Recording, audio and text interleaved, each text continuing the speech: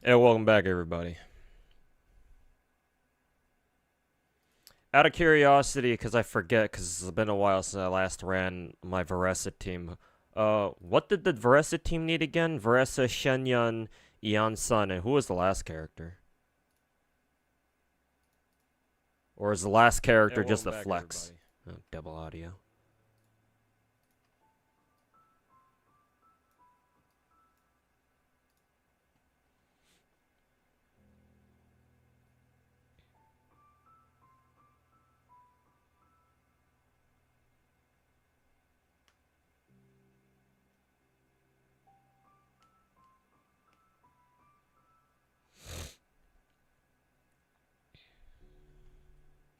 You're the only one salty right now? Mm-hmm.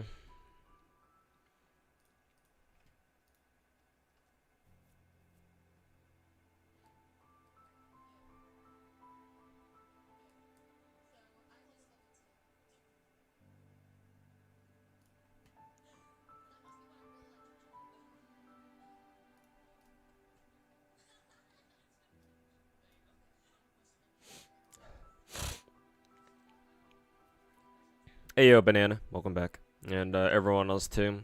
Ji-Yun, Seth Kip, Liddy, Haviland, Mass Knight. The Genshin guys aren't here yet. I forget what Veressa's ideal reaction was, because I doubt she's meant to do damage just off her own pure plunge attack. But I forget if you run her with overload or somebody else, or something else. I don't think you run Danger with her. And Superconduct makes no sense. So I don't know, maybe it is overload.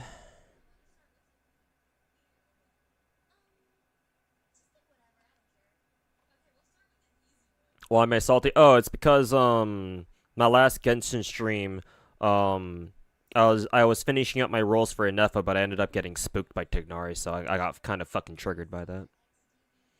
It's probably my third or fourth coin flip loss in a row. Honestly, I thought I already had capturing radiance for that, but I guess not. Maybe my next coin flip is gonna be a capturing radiance, but let me not get my fucking hopes up.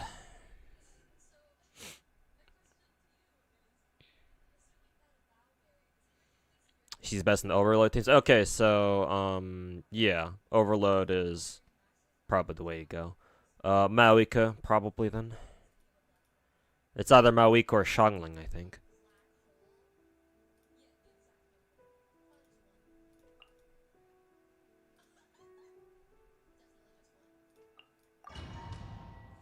Hey Zara, welcome back.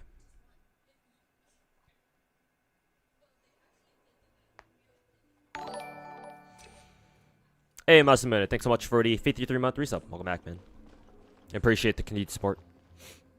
Either Veressa, Farina, Ian-san, or replace Ian-san with Zelo. Really? Interesting. Hey, Knight. Welcome back. Good work, by the way.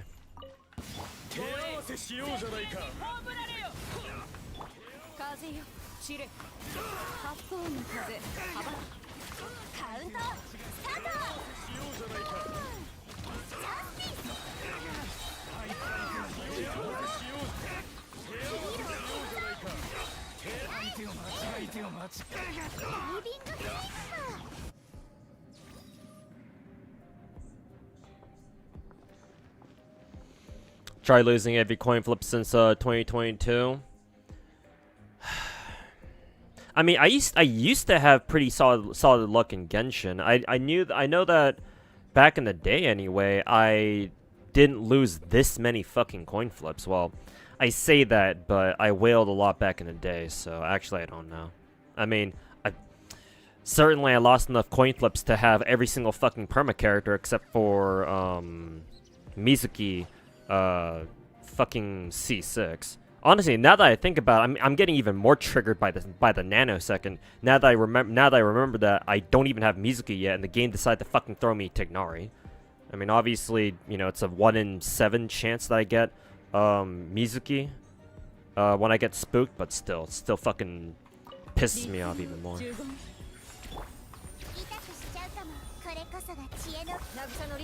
Yo, full out Arknights, welcome back.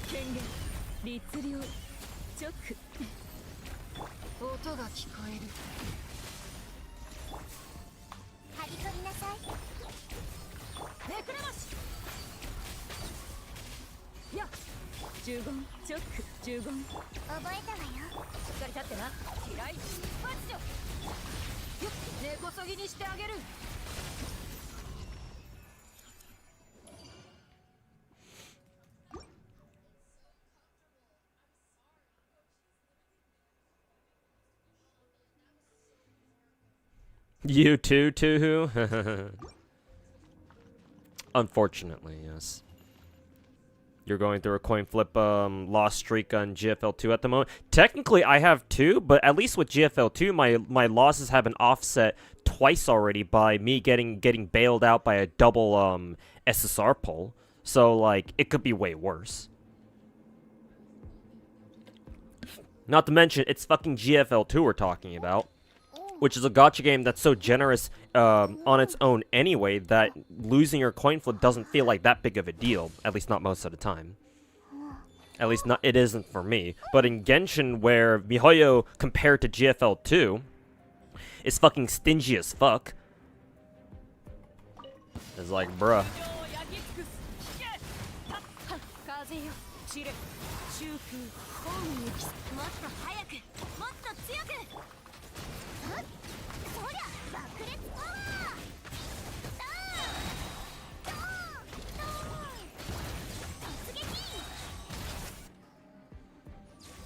Aren't you getting Mizuki an anniversary? Yeah, yeah, obviously I will, but you know,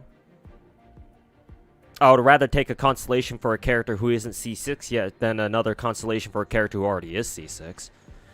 To be fair, getting a C6 character, another copy of a C6 character would give me more, what, star glitter, but I don't really care about that.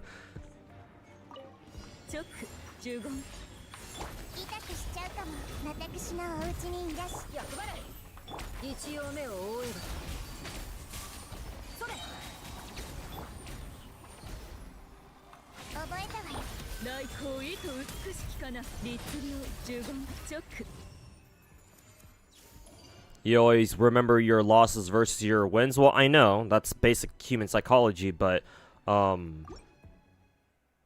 it's not a matter of like remembering my losses more than I remember my wins. Remember, Banana, I've rolled more gacha in my life than like half of the combined Genshin player base. Half of the casual Genshin player base anyway, or I should specify the free-to-play Genshin community / player base. Normally, me losing a roll is kind of like, yeah, whatever. I might bitch about it then, but I'm not gonna feel salty about it. But right now, when I know that I can't guarantee Ineffa, and I get spooked on Genshin after I know that I've lost my coin flip for quite a few of the Natlin characters over the past year. Yeah, that's starting to fucking trigger me.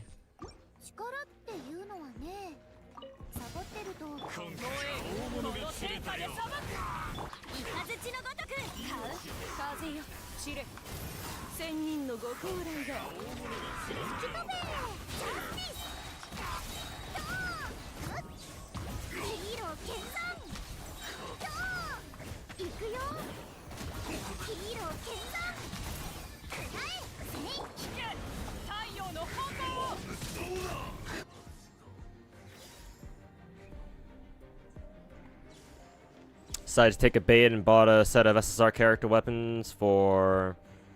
Oh no, the $45 pack isn't bait, Masamune. That's one of the best packs you'll ever see in a gacha game, probably. 45 bucks for both a selectable SSR and a selectable signature weapon. That's... I don't know, man. I feel like I'd be hard pressed to find a better deal than that in like a lot of other gacha games. That's like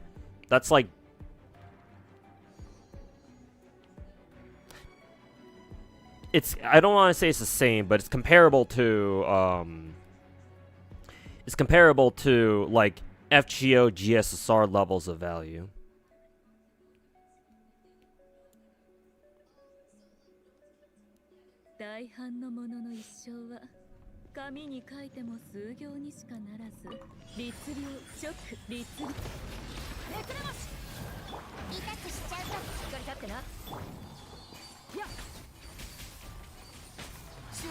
Is GFL cooked now? Why did something happen with the meeting over in CN? We get any updates about that, or?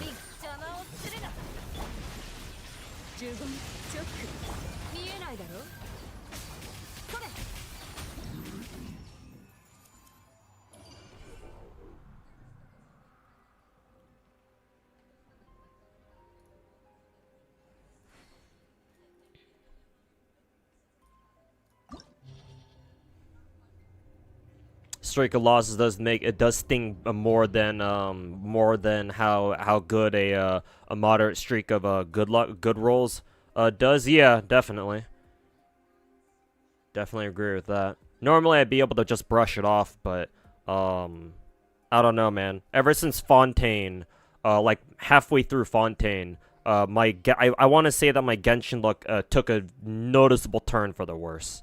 Probably because that was around the time when I had to stop paying for gacha as much, because that's when I lost my job, I think.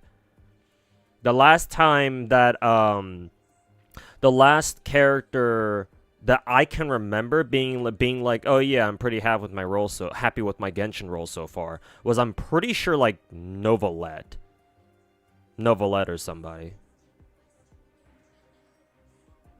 Because I forget exactly when I was like, okay, I can't roll for character signature weapons anymore. I think Novelette was one of the last ones. Actually, no, I'm lying. Not Novelette, because I know I have Navia's signature. I forget who came out first, Navia or Chlorine. It's probably one of the. I want to say it was Navia, or maybe it was Chlorine. I forget.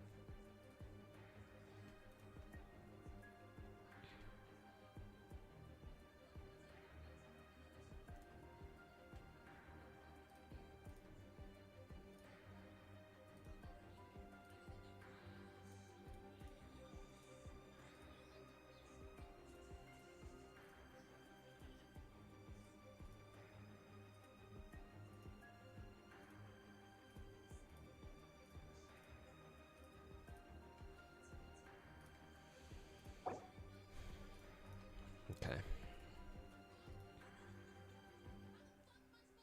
Mountain King on second half. What's our buffs for this side?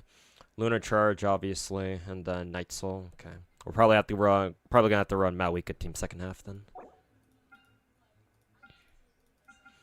Yeah, we got a Wayab fight on second half, so more than likely Malwika team.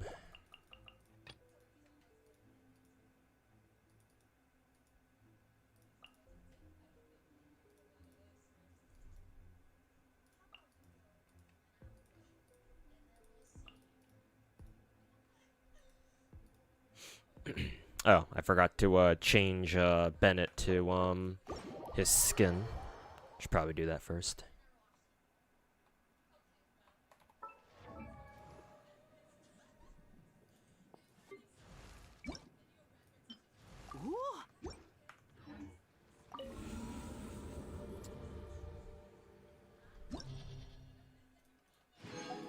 Just 100% a chasm surface now for the undergrounds.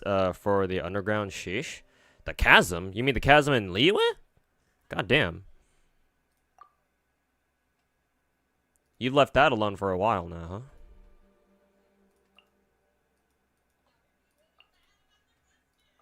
Because wasn't the chasm like fucking 3 years ago? At least 2. Oh, wait, hold up. Wrong side.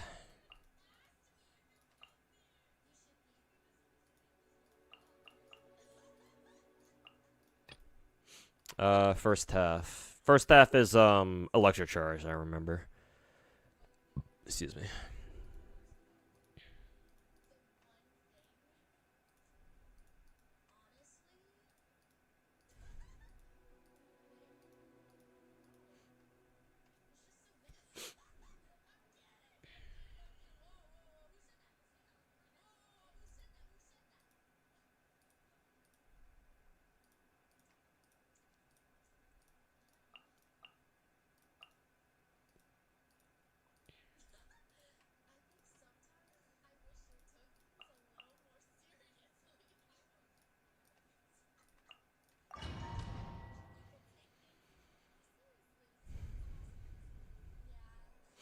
Have they updated that Madoka game yet? Oh, it's funny you mention it. Because I was just grinding that game a bit just now. It's still being updated, yeah. Though, I complained the other day that they just released the banner for a version of a character that I've been looking forward to, but I didn't know when they were exactly going to come out with it. But they baited me with a summer version of that exact same character, so I blew my entire load on the summer character, didn't get her, and then I think just 2 days ago they then dropped the version of that character that I was waiting for, because she was in the game before. So that game can go fuck itself.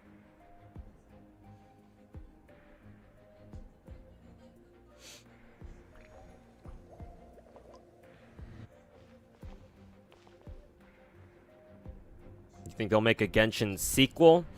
Realistically, no, there's no point. Why make a sequel when you can just keep the first game going? The only reason why they would do a sequel is if because we know MiHoYo loves to stick to their lore, and they take their lore very fucking seriously. I think the only reason why they would make a Genshin 2 is if they want to, like, officially separate their story arcs, I guess. But, like, why would they do that when, you know, they already got the most successful gacha game on the face of the fucking planet, going pretty strong even still. The answer is no. Or at least not very likely.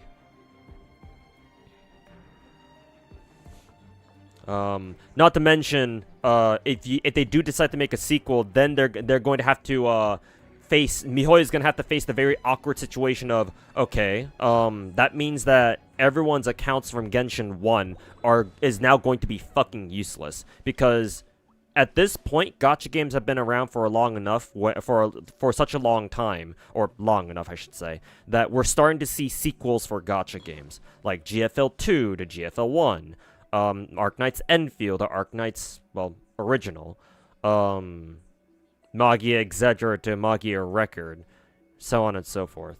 In none of those games did the developers allow their players to keep their accounts from the first game. So if MiHoYo to suddenly come out and be like, "Hey guys, it was a good run," like, let's say hypothetically after we're done with the Snechnaya chapter, like next year, right? At the end of 2026, or end of 2026, maybe end of 2027, whenever that's gonna be. Yeah, end of 2027, I think.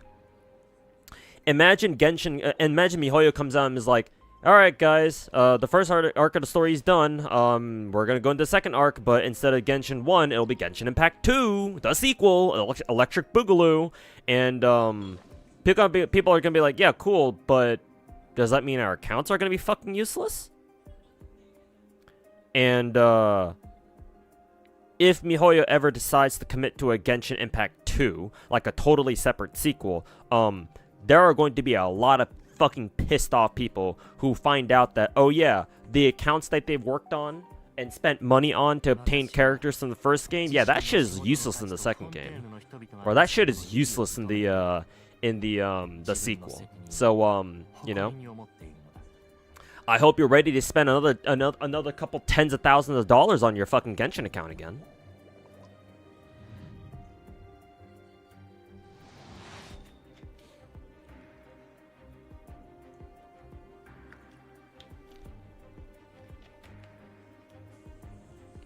They could just merge it. I mean, ideally they should, but from a cold hard business perspective, why would you let your players keep their original accounts when you can just make them pay money to get them all over again? No other gacha has done that yet. Maybe Genshin, maybe MiHoYo might be different, but purely from a business standpoint, that would be a dumb decision.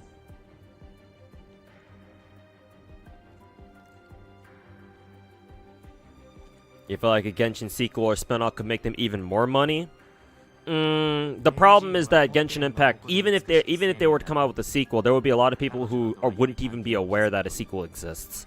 Though it's Genshin, so as soon as MiHoYo announces a fucking sequel, everyone will know about it. So the chances of some Genshin players not knowing would be kind of low. But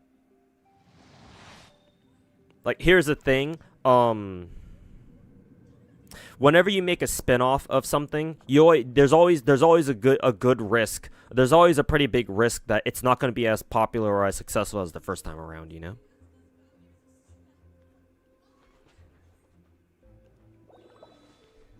Like, making sequels for, like, normal video games or, like, movies or other entertainment mediums, that makes more sense. Because it's not like, you know, they're not like gacha games where gacha games usually demand a whole shit ton of commitment and investment from the players to begin with.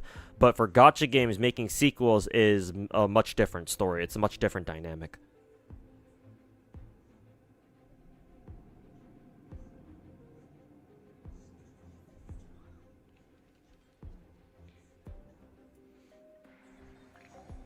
If they're gonna merge, why even bother making a second one? Yeah, exactly. That's also a good point, too.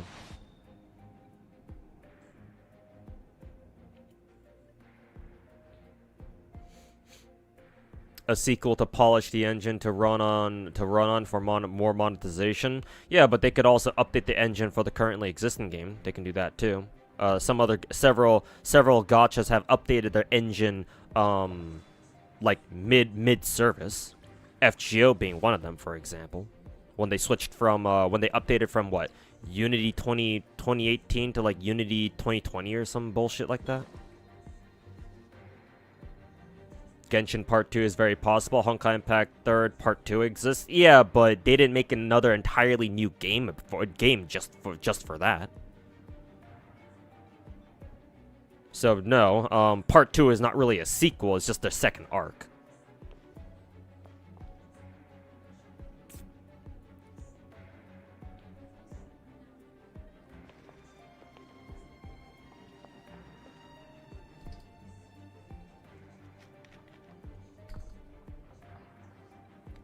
Ineffa's worth it. Unfortunately, I don't know if I can get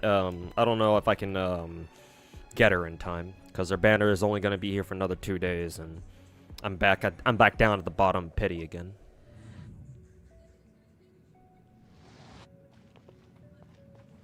People complain about starting over, but they would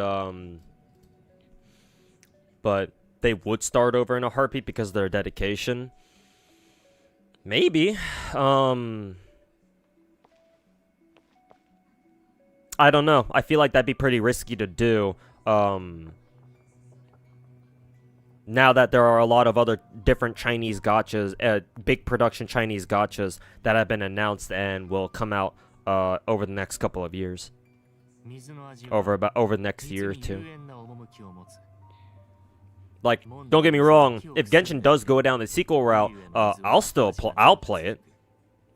And I'm sure a lot of other people too. A Genshin sequel, like, you know, Genshin Impact 2, for lack of a better phrase, or lack of a better name, would still most likely do pretty well. But would it do as well as MiHoYo would hope? I don't know.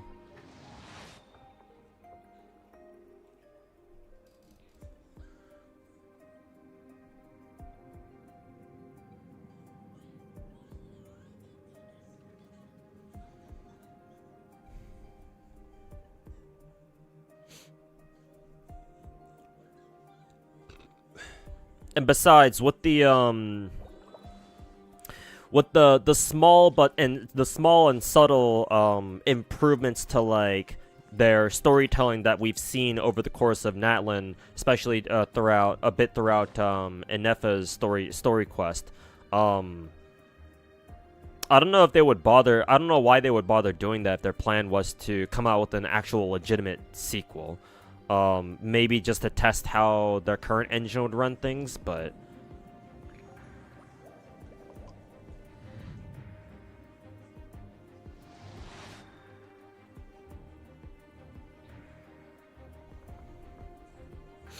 yeah, I don't know.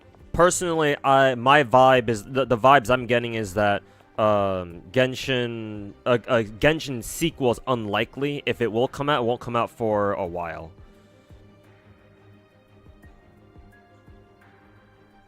Hey, Crackcaster, welcome back.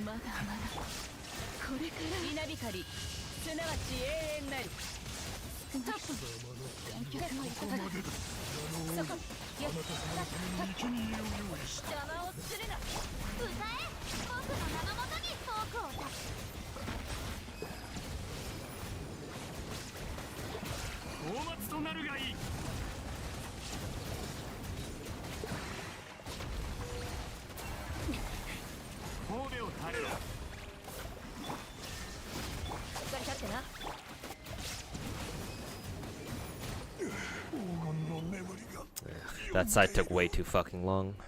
I don't know if a minute and like 5 seconds is gonna be enough to kill everybody here. It is Malwika's team here, so they might have a chance.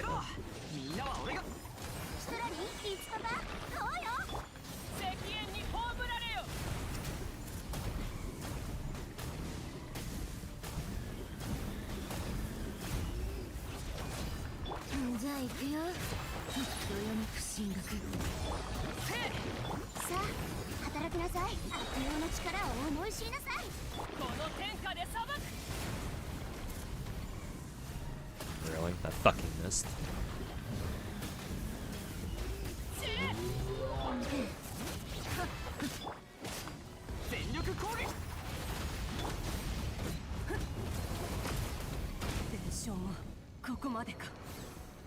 And she just got, and Malwika just got one-shotted? What the fuck?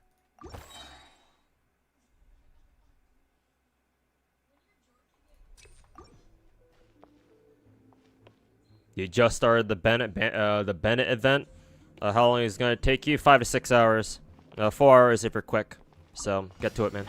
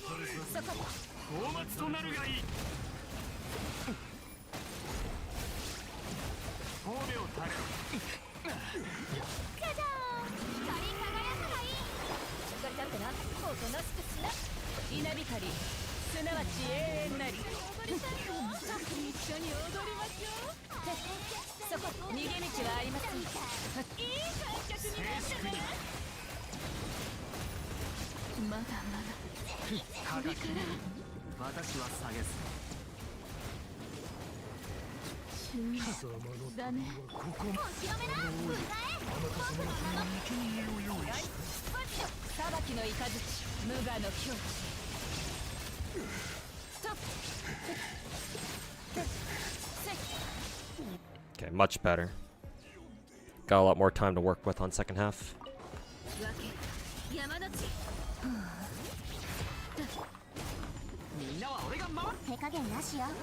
Yeah, Hannah. I've been told that Cookie Kaisa made a response video of his own to Taboro's video.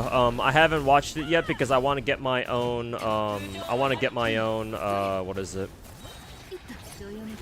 Arknights response video out to Taboro before I watch Cookie's, so that way I'm not influenced by anyone else's like opinions or thoughts on the matter. But thanks for letting me know. That my own video won't come out for God knows how long though, because I gotta work on the Uma Musume video first, and then I can work on the Taboro video, so it might take me some time.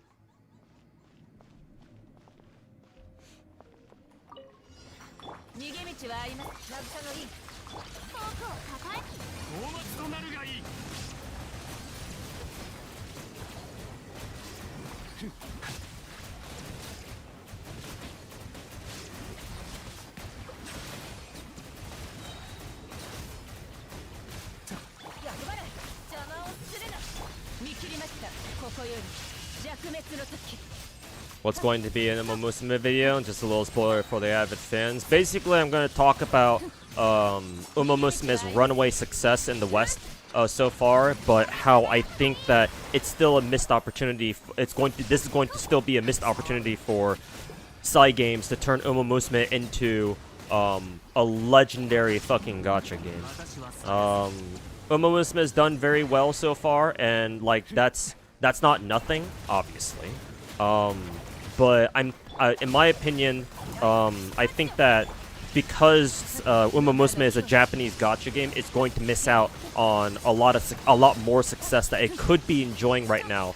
But because they're headed by a Japanese company, and Japanese companies typically don't stray away from what they usually do and what they're normally comfortable with.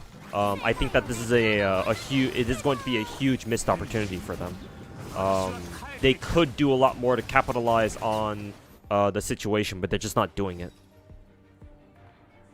So the video is gonna mainly be about that.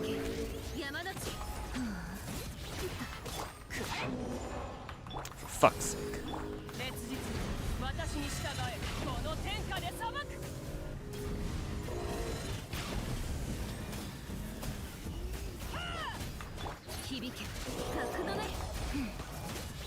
Gonna grab some pizza. Hey, leave some for me too.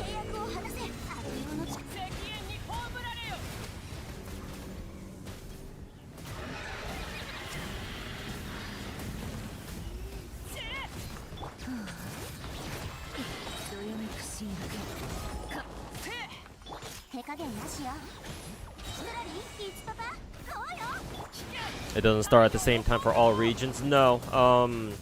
Asian servers and European servers get their events and new content earlier, and then new content ends faster too. Well, I mean, that's how time zones work, so. But yeah, all the servers technically get their content at different times, but that's just due to simple time zones.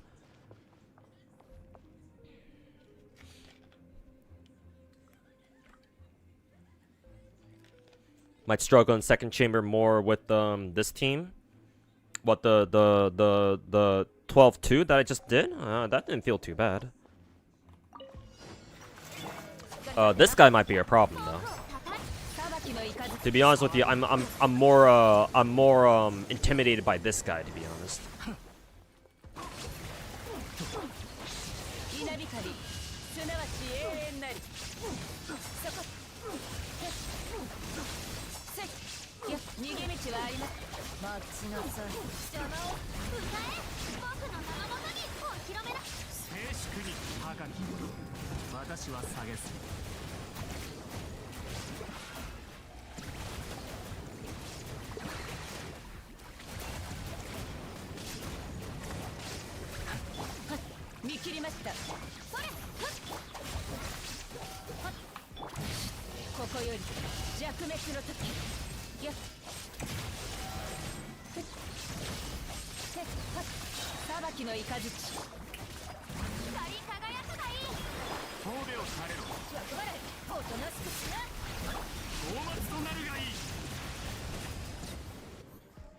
Wasn't too bad, actually. I thought he would spam his hat phase more, but he only did it once, so that's nice. Now time for this fucking boss.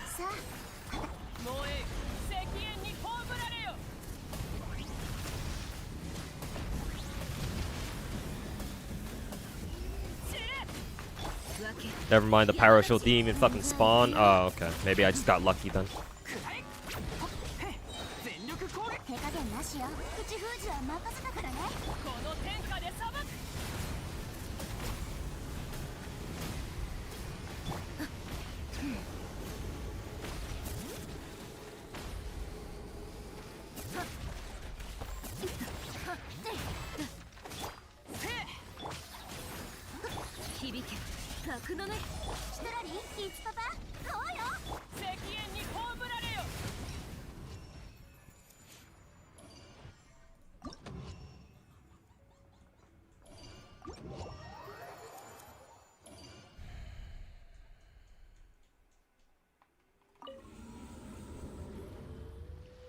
Yeah, with the right teams, the Spiral Abyss seemed pretty easy. I'm assuming I must have gotten lucky that the Pyro Wayob here didn't pop his Pyro Shield, because yeah, if he did, then obviously would have been really tricky for Maui could break it. We'd have to rely on what? We'd have to rely on Zelo and Sitlolly to like slowly chip away at that shield or whatever. Check DMs? Alright. Okay. I'll take a look at it after stream night. But thanks, man. Appreciate it.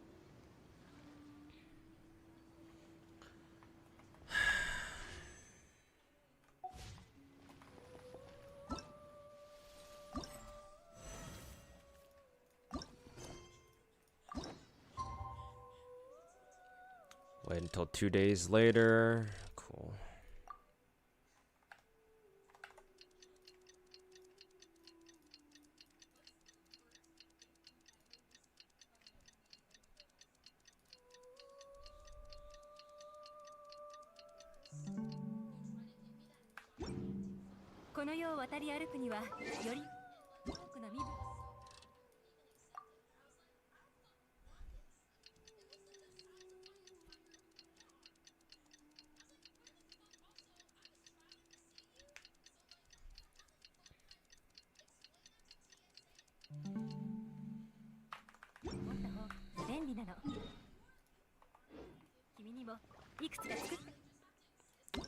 Didn't I fucking do you have to do this entire shit twice and like spin the fucking clock around twice now? You didn't have to do that before.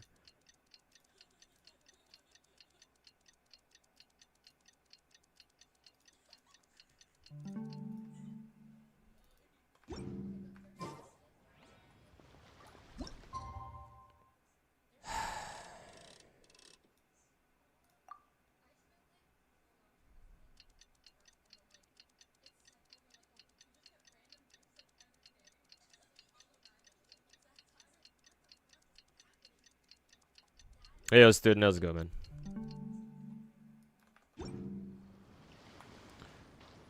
I have no idea why it's not letting me advance time. Like, what the fuck am I doing wrong here?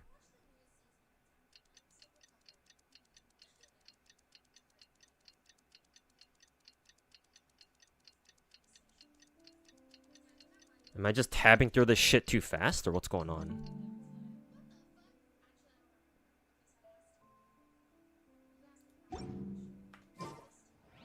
No, it still says wait 2 days later. Okay, I don't know what the fuck's going on with that.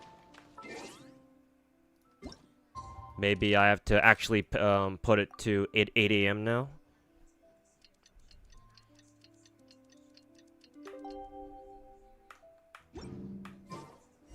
Yeah, there we go.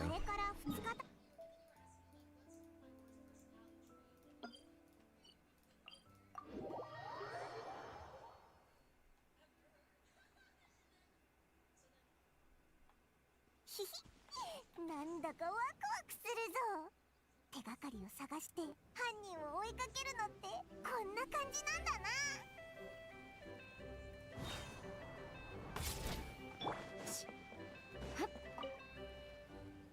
時間通りね。いい拠点にせあの船が。Yeah, I forgot that I need to put it on the exact fucking time frame. ジャッジ深き私はできるだけ目立たないようにね。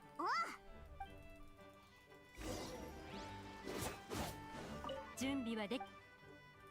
調査が終わった。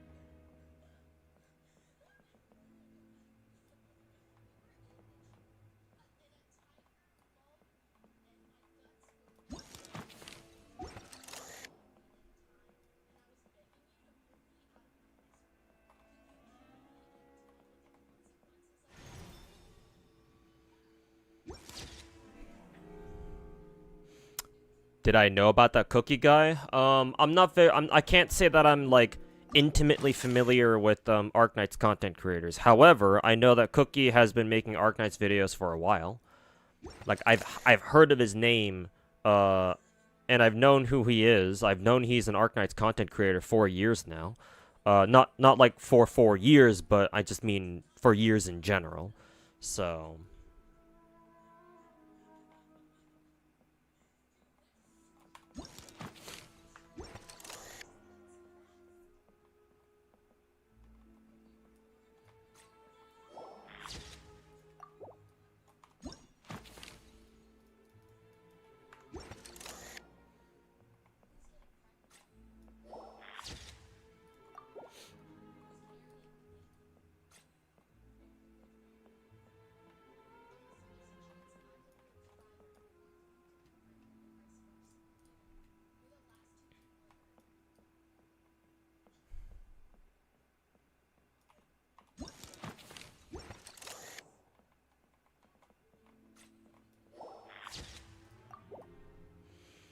I think that's 3 of them. Did I get this one already?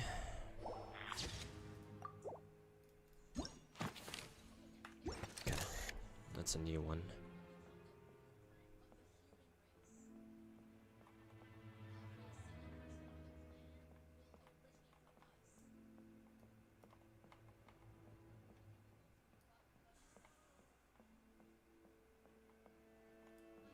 Oh, I already got that one.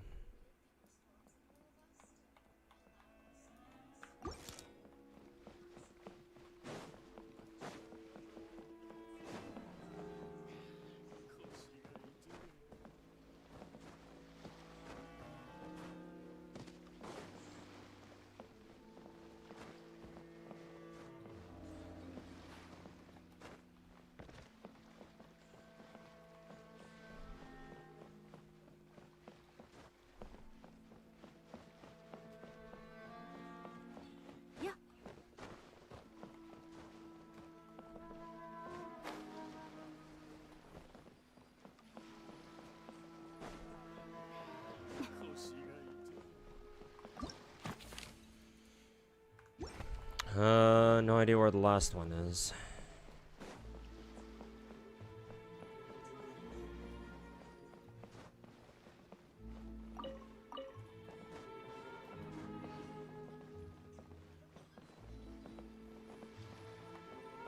Why is this one giving me... Oh.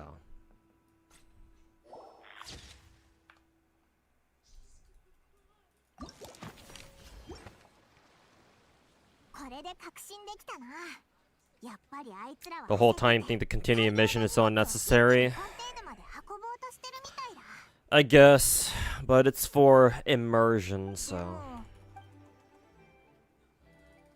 Hey, Gandalf, welcome back, man. It's been a while.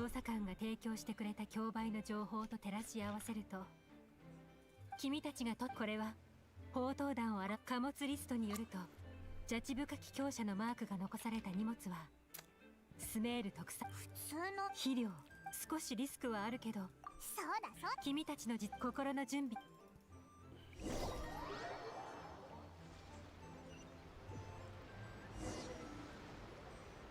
ご案内します。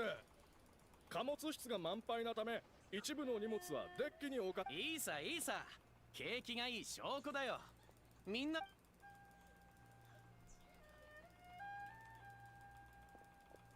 ジャッジ深き強者のマークがあった荷物の持ち主はコーダーみたい。 Not much. No, that's if not that much, not much has been going on. Personally, I see that as a good thing because you know the same old, same old. 君の判断。おいお前が So I'll take that as a good thing.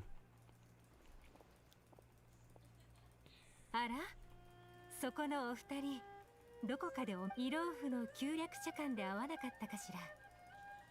リヨンエリアの有名なこと。頑丈私のこと以前こんな偶然ってあるのね。ちょうどフォンテーヌで休暇を楽しむよ。例えば、あら、俺は戦士の夫だもん。コーダーに誘われてフォンテーヌ旅行に。 Why do you get that red-haired girl for free in Snowbreak? Every once in a while, Snowbreak. I think like maybe 2 or 3 times a year, so far for the past like year or so. Snowbreak occasionally has these festival type banners where they give you a character, an S rank character, or こんな状況まで I don't know what the rarities called are called in Snowbreak, but they give you a free like SSR character. 爆弾こいつら本気かよ捕まりたくないイエラン船には It's just kind of a thing they do.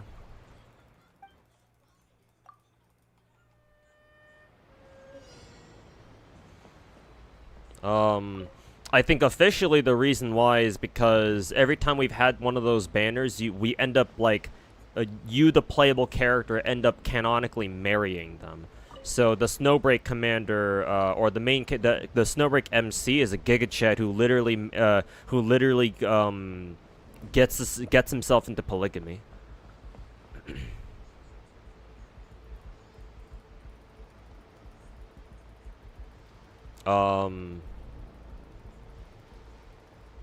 Without involving lore reasons, I have no idea. Just to be generous, I guess.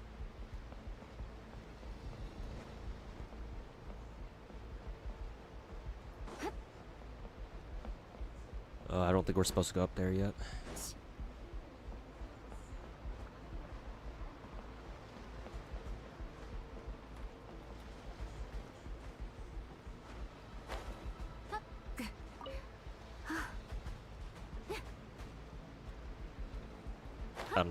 I don't think we're meant to go up there yet. Actually, I wonder if there's a bomb on the sail.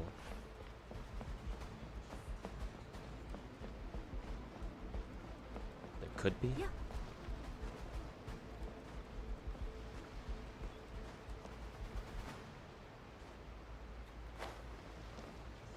It seems like you can climb up on the sail here. I don't know how the fuck that makes sense, but sure.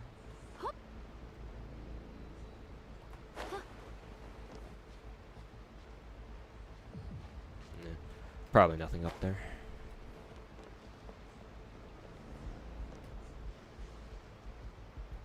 Oh, I see. There's a bomb up here.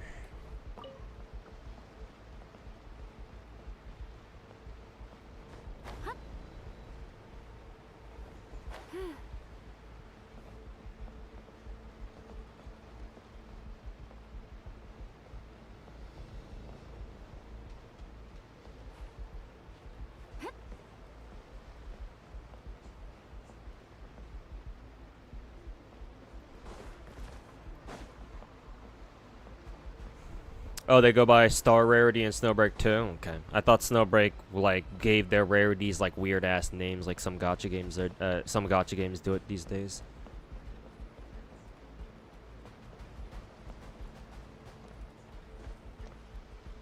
Oh, it's right there.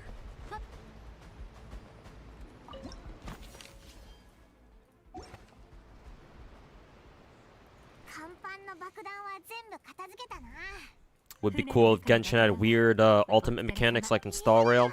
Technically, Genshin does, but it's not like flashy or obvious like they are in Star Rail, unfortunately.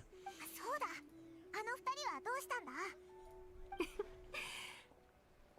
だ危ないところだったわね。コーダーさん、ドッタマーニさん。 Who should you pick from second anniversary ticket for which game? とんで Genshin? もない危険人物に命と財産を狙われているみたい。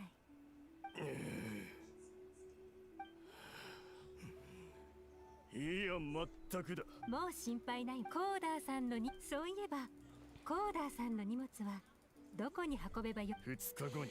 But yeah, Gandalf. Genshin now has two characters whose ultimates work a bit differently than everyone else's. Malika and Skirk. Both of them share a trait where their ultimates actually don't work off of normal energy. So the energy recharge stat in Genshin is utterly useless on them. Because they gain their energy through other ways. それにしても But びっくり like したぞ they're not terribly flashy. They're just like, oh, you just kind of need to know that they get their energy in different ways, I guess. Whereas in Star Rail, yeah, like ultimates in that game, especially with the Amphorius characters, they do some wild shit these days. Caster summons a fucking a motherfucking space dragon, rips open space time to summon that son of a bitch. Acheron fucking summons a black hole and black hole to flex on people as she fucking slices and slices and dices them. And then Kevin literally turns into God or something and starts raining down asteroids. Like his name is motherfucking what was the name of the cryptor in FGO that we fought in Lost Belt 5 again? Wodime? Yeah, Wodime. Like his name is motherfucking Wodime or something.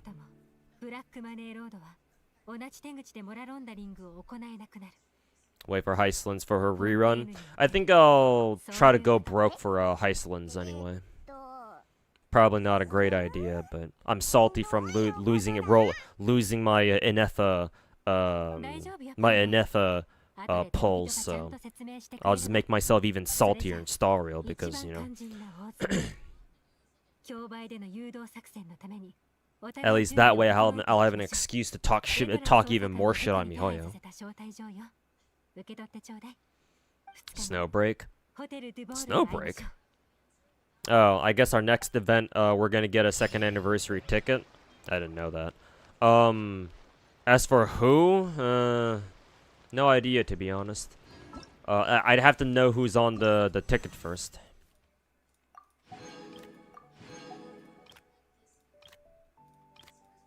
Let's see.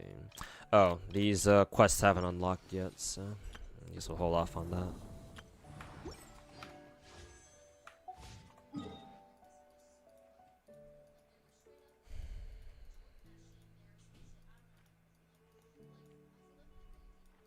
Let's see. Let's try to reach 80%. Whatchamacalls? Let's try to reach 80% exploration here. Start from the south. You can build pity. Yep. For all the talk that I did about, oh, building pity is fucking useless in this game. Here I am doing that exact same shit. But hey, I'll admit I'm doing it out of fucking salt, because normally I wouldn't do something like this.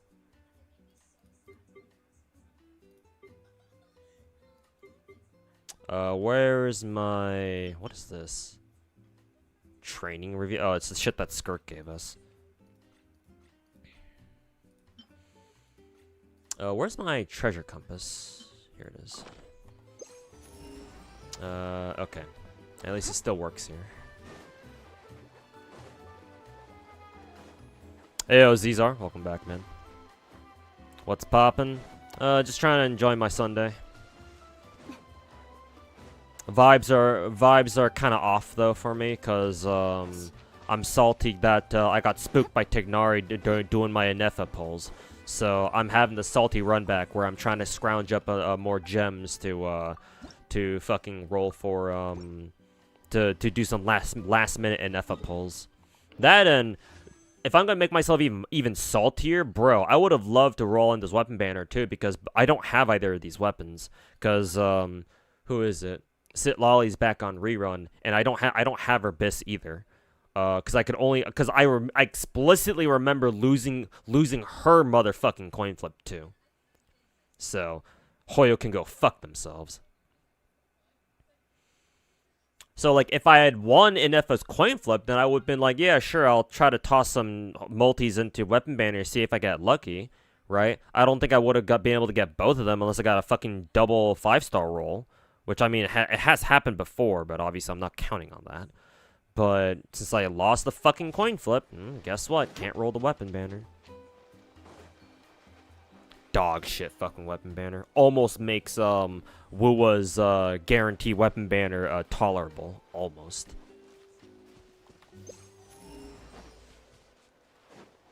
Yeah, Kara Fangs. How's it going, man? Welcome back. About to go. You gonna go to sleep right now? Good night. Hey, take care, man. Enjoy the rest of your weekend, and catch you next time.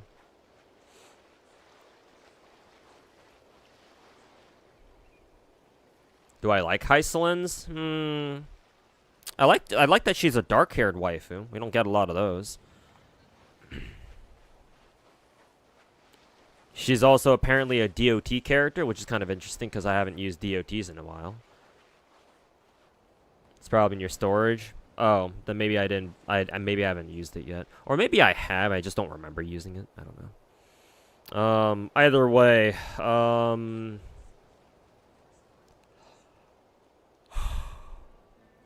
any of the Katyas is really good. I think, to be fair, I think Crossbow Katya is the weakest of them because she was the one who came out first. AR Katya is really strong though. But I think minigun Katya is the strongest one, strongest out of all of them. But she's on rate up right now, so I don't think she'll be part of the ticket, obviously. Hycelin's makes Kafka fun again. Well, that's good to hear. Have I used Saber or Archer in endgame? Saber, yes. I think Archer, I'll have to go out of my way to God damn it. I'll have to go out of my way to use in like Apoc Shadow or something.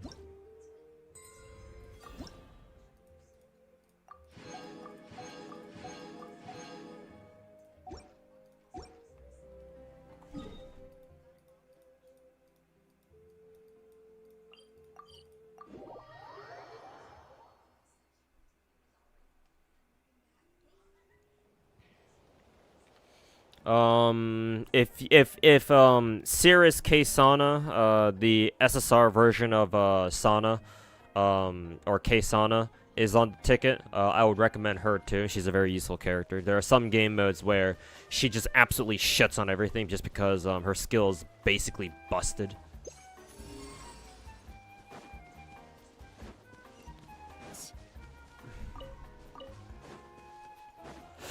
But I think a lot of the meta characters in Snowbreak nowadays, there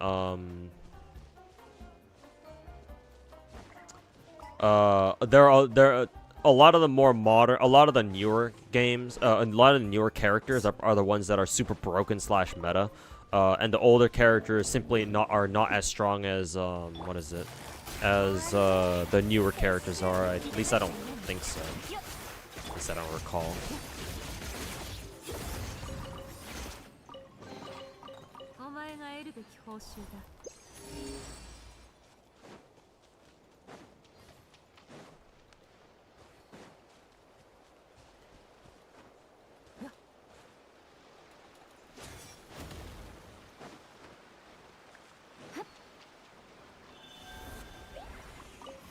Get Archer to 100% crit rate. Yeah, that's what I've heard. I have him at 80%, I think, which is just barely enough, but yeah, I heard that the more crit rate he has, the better, obviously, because you know, he needs to make every shot count.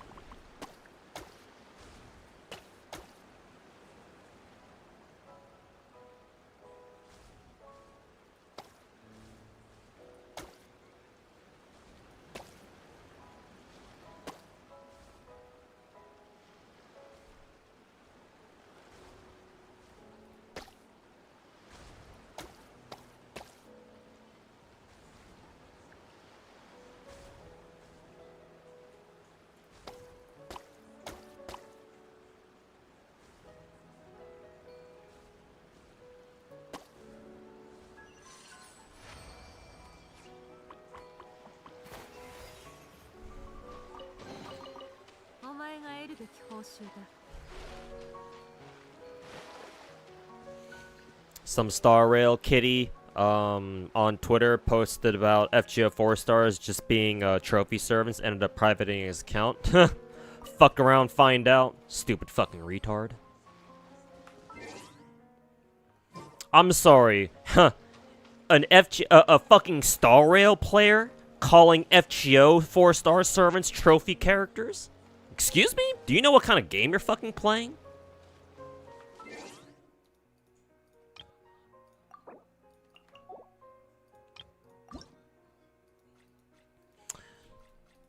It's fucking Hoyo players like that make me want to agree with that one guy that I was talking with on Twitch chat the other day, earlier this week. But when we were talking, I think it was Papa Last, one of my subs, who was telling me who was trying to tell me that, oh yeah, why are you just picking on the Wuwo community when the Star Rail when the Hoyo communities are just as bad too? People like him, man. Well, not Papa Last, but people like that fucking Star Rail jackass.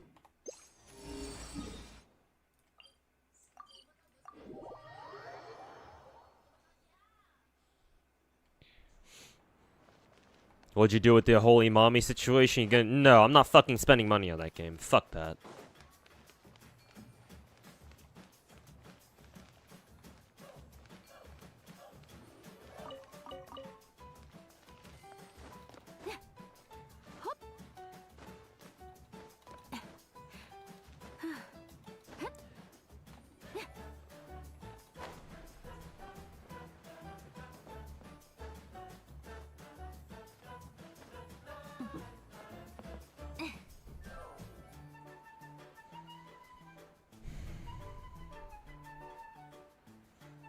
Think you're picking Starshine. If Starshine Fenny is on there, then yeah, she's one of the best supports in the game because of her off-field support ability. But if Starshine Fenny is on there, then shouldn't Infinite Sight Leafa be on there too? Because Infinite Sight Leafa is like hands down, I think, one of the best characters in the game, if not the best. Because they both came out the same patch. Matter of fact, those two were our first two married waifus. But then again, they did give out Starshine Fenny for free, whereas Leafa was the Infinite Sight Leafa was the gacha character. So now that I think about it, maybe not.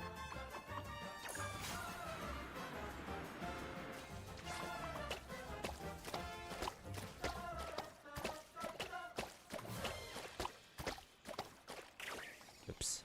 I did not mean to do that.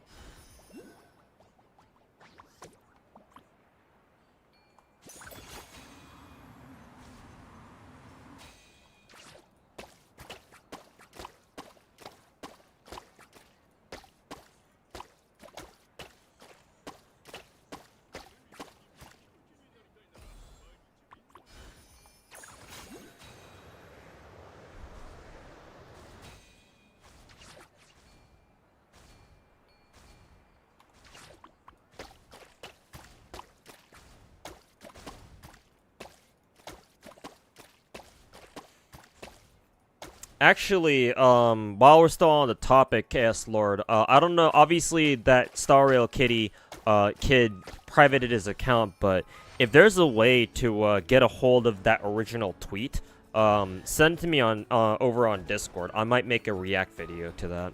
Hell, it could probably even become a delusional gacha takes video too. If I'm in the fucking mood, which at the moment I am.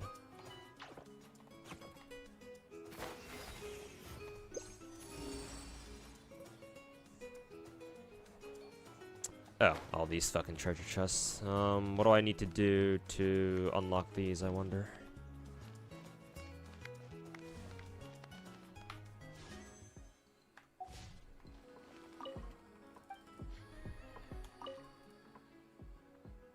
Anyone who paints the market statue in different colors. Okay. The market statue? What, so this thing? No.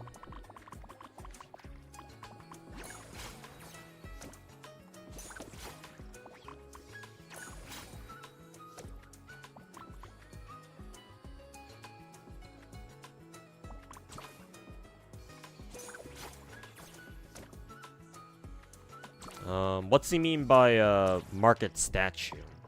Does he just mean this? But I don't think you can paint that.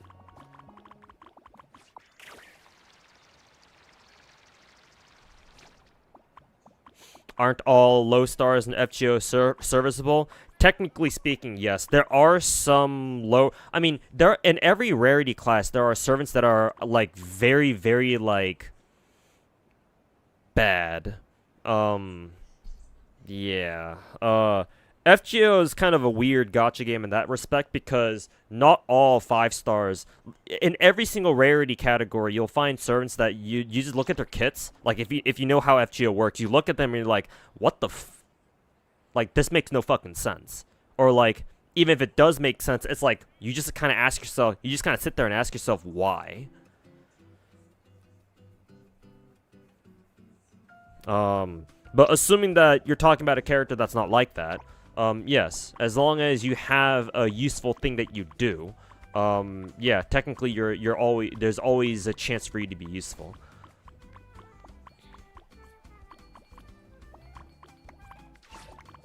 Let's see. Oh, you can paint that part, I guess. Do they just want you to do that? Oh, okay. I guess that works.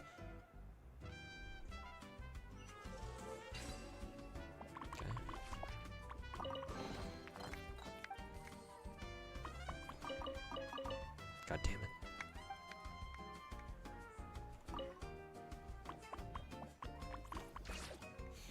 You forgot Hoyokuro give you shit. Yeah, they have Twitch integration where you can earn stuff by watching streams. I have all that shit enabled on my stream too, so yeah, if you watch my stream or other people's streams, as long as you see the banner when you first enter a new stream, that's streaming any one of the big 4 gacha games, as long as you see the chat banner that says, oh, watch this channel to earn drops, that channel has rewards enabled, so yeah. It's not much, you only get like 30 gems every time they do it, but they always do it every time a new patch goes live, which is kind of nice, I guess. Who's Holy Mommy? Saw people in chat mentioning a name in a recent stream too. Oh, she's a character that I was looking forward to in one of my gacha games called Magi Exedra. Main reason is because Mommy is one of my favorite characters from the Madoka series, mainly because her tits are fucking fat, and she was in the first game. She was in the previous game. So I was like, oh, like eventually they're gonna put her into Exedra 2, right? And sure enough, turns out they did. They just did it at the worst fucking possible time for me personally. So, I'm really fucking triggered by that.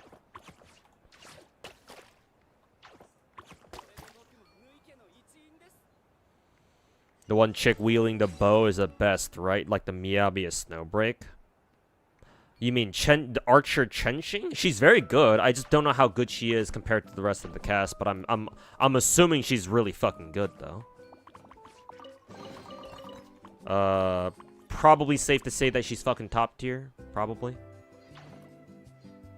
Oh, I need to, unlock, the last 2 colors first. That's awkward. Well, I guess I'm gonna have to go do that first, then. Let's see. Complete traces of chroma to unlock, and, complete disappeared dolls to unlock. Where the fuck do I find those?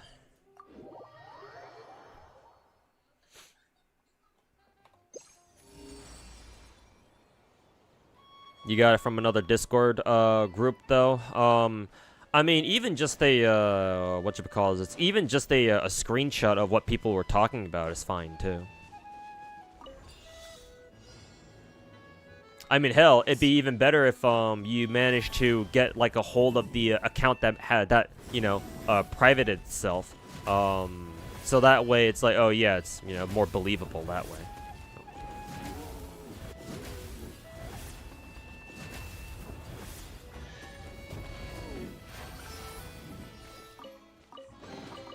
Wrong, all servants are useful, ask Chen Gong. Yeah, but even still, some servants, even by that logic, some servants are just straight up better than others. Or some servants are more useful than others. Like, why use just simple cannon fodder when you can use fancy premium cannon fodder that buffs Chang'e even further? Managed to find it, clipped and shipped. Nice. You can just DM that to me through Discord. ばあちゃんと久しぶりだな。ジャスカから同感だ。仕事のな。 DeBarro says he's getting huge hate waves right now. I mean, in my opinion, it's at least somewhat deserved. like excuse me for sounding pretty fucking harsh, and I know I am being harsh, but at least some of it is fucking deserved for sure. 大丈夫だ。 And I've already talked about that shit before, student. I don't know if you were here when I talked, because I explicitly remember other people coming to my stream and telling me that same shit too. Like, oh, Toboro has like a medical condition in regards to anxiety. He's on meds and shit. It's like, I'm like, well, I mean that sucks. Right, I try to sympathize, but if that's the case, then and you knowingly made your videos like that, and you kept making videos after, like, bro, I don't know, man. I don't know how much leeway I can give you by that point. 開始早々絶好調の旅人華麗な必殺技で見事に大物を引き上げた And I can always argue if you have a medical condition in regards to anxiety, like you have medical anxiety, you should not be on the internet, especially not these days, bro. 早速既存のは。 ありがとう Like 幸先いいわせ you're either fucking stupid or you did this knowingly, and you're just hiding. Toboro is at least partially hiding behind his medical condition and using that as an excuse to put out, dog shit content.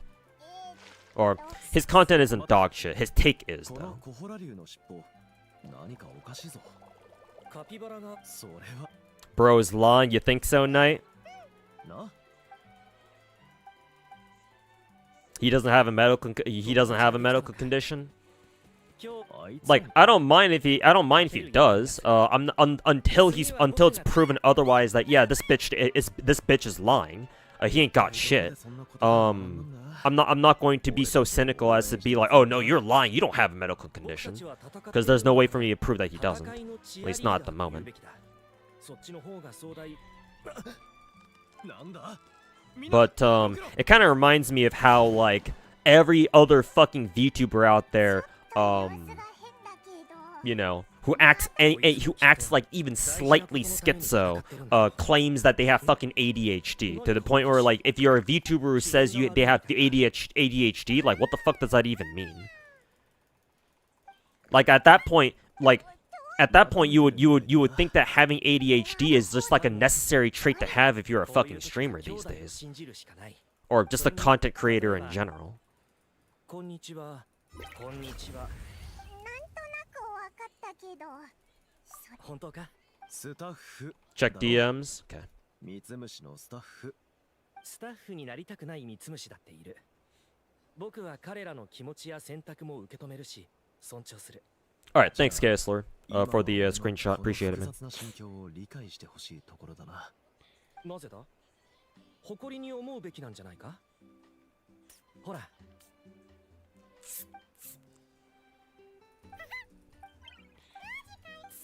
誇りに心配するな。 Yeah, exactly, Hannah. Like, if I'm not mistaken, in both of his videos, he intentionally went after the fucking mainstream Hoyo crowd. So it's like, bro, what the fuck else did you expect? Do you think you can just talk shit on like the biggest gacha demographic out there and you can just get away with it scot-free? 釣り大会をやってたはずだ Well, to be fair, I'll give him this. He probably, well, not even probably. He most likely didn't expect his video to blow up the way it did. それに It just happened to. The algorithm just kind of, オイラたちにここにいて gave it a pretty big boost.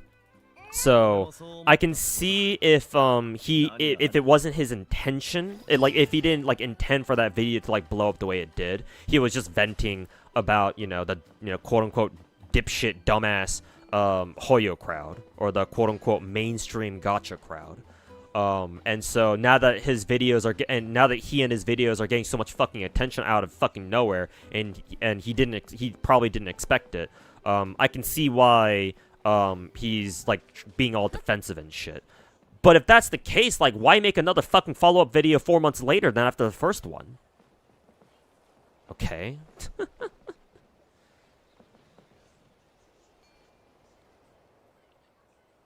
Well, I guess I understand the follow-up video, but, like, why did it take him fucking 4 months to make it?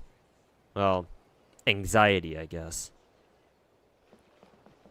ADHD and OCD aren't things to be proud of. Yeah, I mean, ideally they shouldn't be, and I'm sure most VTubers, like, they don't intend to make it sound like, oh, they're trying to flex the fact that they have fucking ADHD or OCD or shit like that, but, you know, with how often they fucking talk about it, you know, it's kind of like meme words on the internet. They lose meaning after a while. After people use it for after people fucking use those words so goddamn often, it's like, what do they even mean anymore? You know, like peak cinema, like peak or like absolute cinema. Like everybody fucking says that shit about anything they remotely like. So it's like, what does absolute cinema even fucking mean anymore? Not much. At least not to the people who fucking use it as often as they fucking, you know, smell their own piss.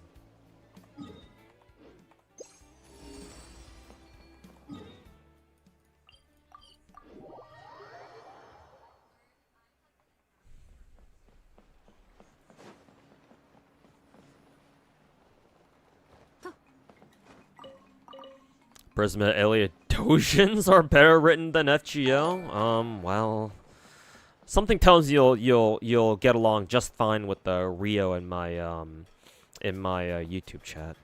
Also, Bananakin, thanks so much for the sub. Actually, I just noticed you subbed for 3 months in advance. Holy shit, man! Appreciate it. Thanks for subbing for 3 months in 3 months in a row, or 3 months in advance, I should say.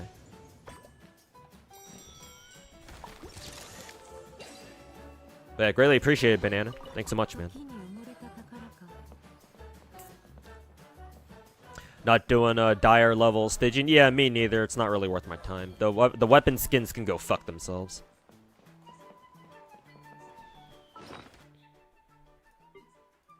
Like maybe if I didn't play so many fucking gacha games, maybe I'd spend more time trying to like no life the dire difficulty, but eh.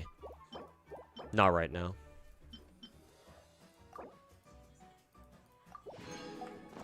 Excuse me. F in the chat for Ineffa. Yeah, probably not gonna get Ineffa.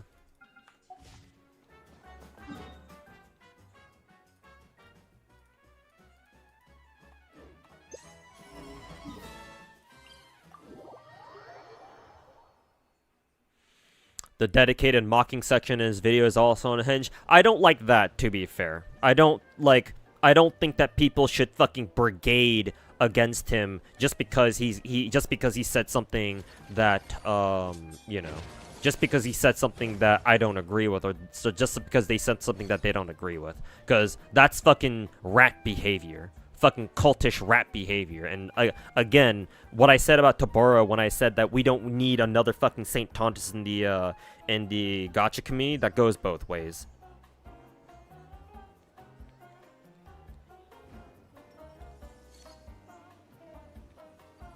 But yeah, if his videos have like dedicated sections where people are routinely coming in and just constantly giving him shit, then yeah, obviously I don't like that either. Like, yes, Tabaro's take, like, his takes were questionable at best and fucking dog shit at worst. But nobody, just because you have a bad take doesn't mean you should be brigaded for it. Well, I guess it depends. It depends on how dog shit it is. Like, if he were acting like, if he was truly acting like Saint Tontus, then I would let a bit of brigading slide, but he wasn't. So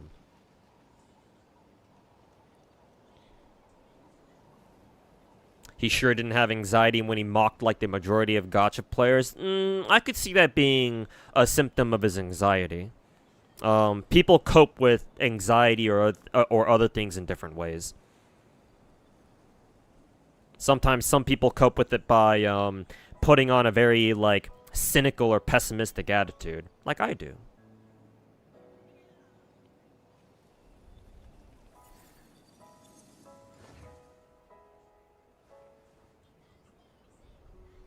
People are sending him DMs saying, haha, dodge one.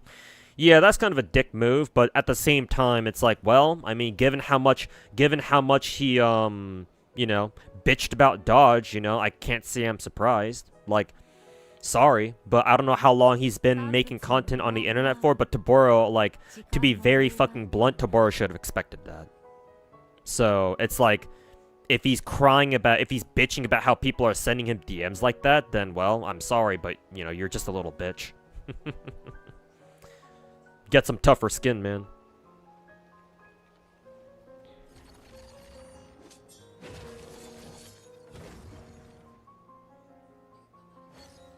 Brigading against TOS? What TOS? What, like YouTube TOS? I mean, I certainly hope so, but, you know, imagine YouTube actually fucking enforcing any one of their fucking rules that isn't, like, copyright strikes or some shit. Hey, No Limit Chris, how's it going, man? Welcome back.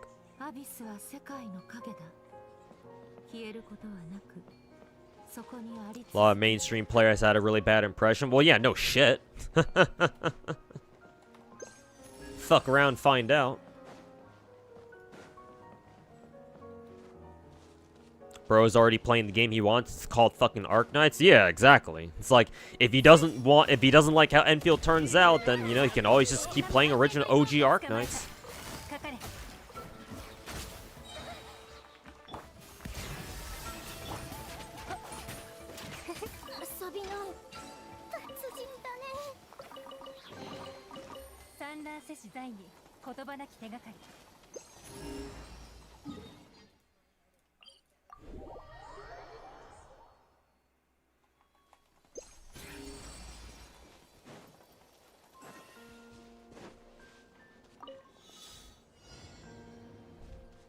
I wonder if I need a one of the paint guys for this.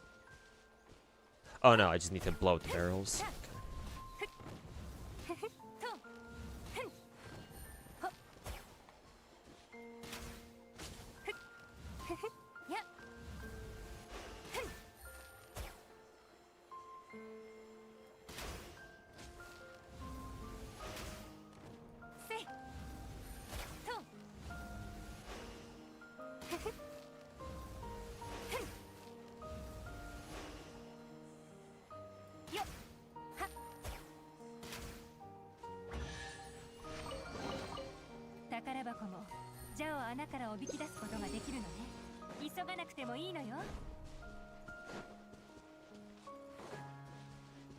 A pen on Amanai from Umamusume would or wouldn't you?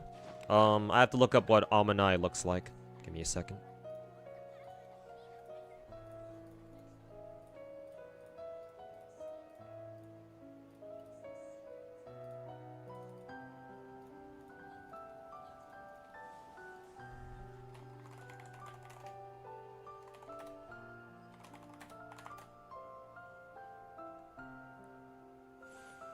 Almondai. True to her name, her hair fits her name. Let's see. She looks nice, yeah.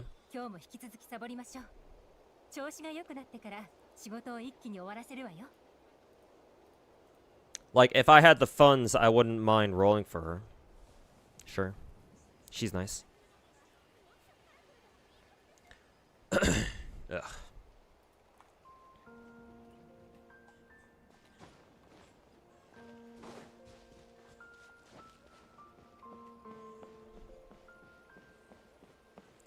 Lovely OG Arknights. Like, hey man, if Toboro ends up not liking Enfield, you know, nothing says he can't just go back and play regular Arknights, man.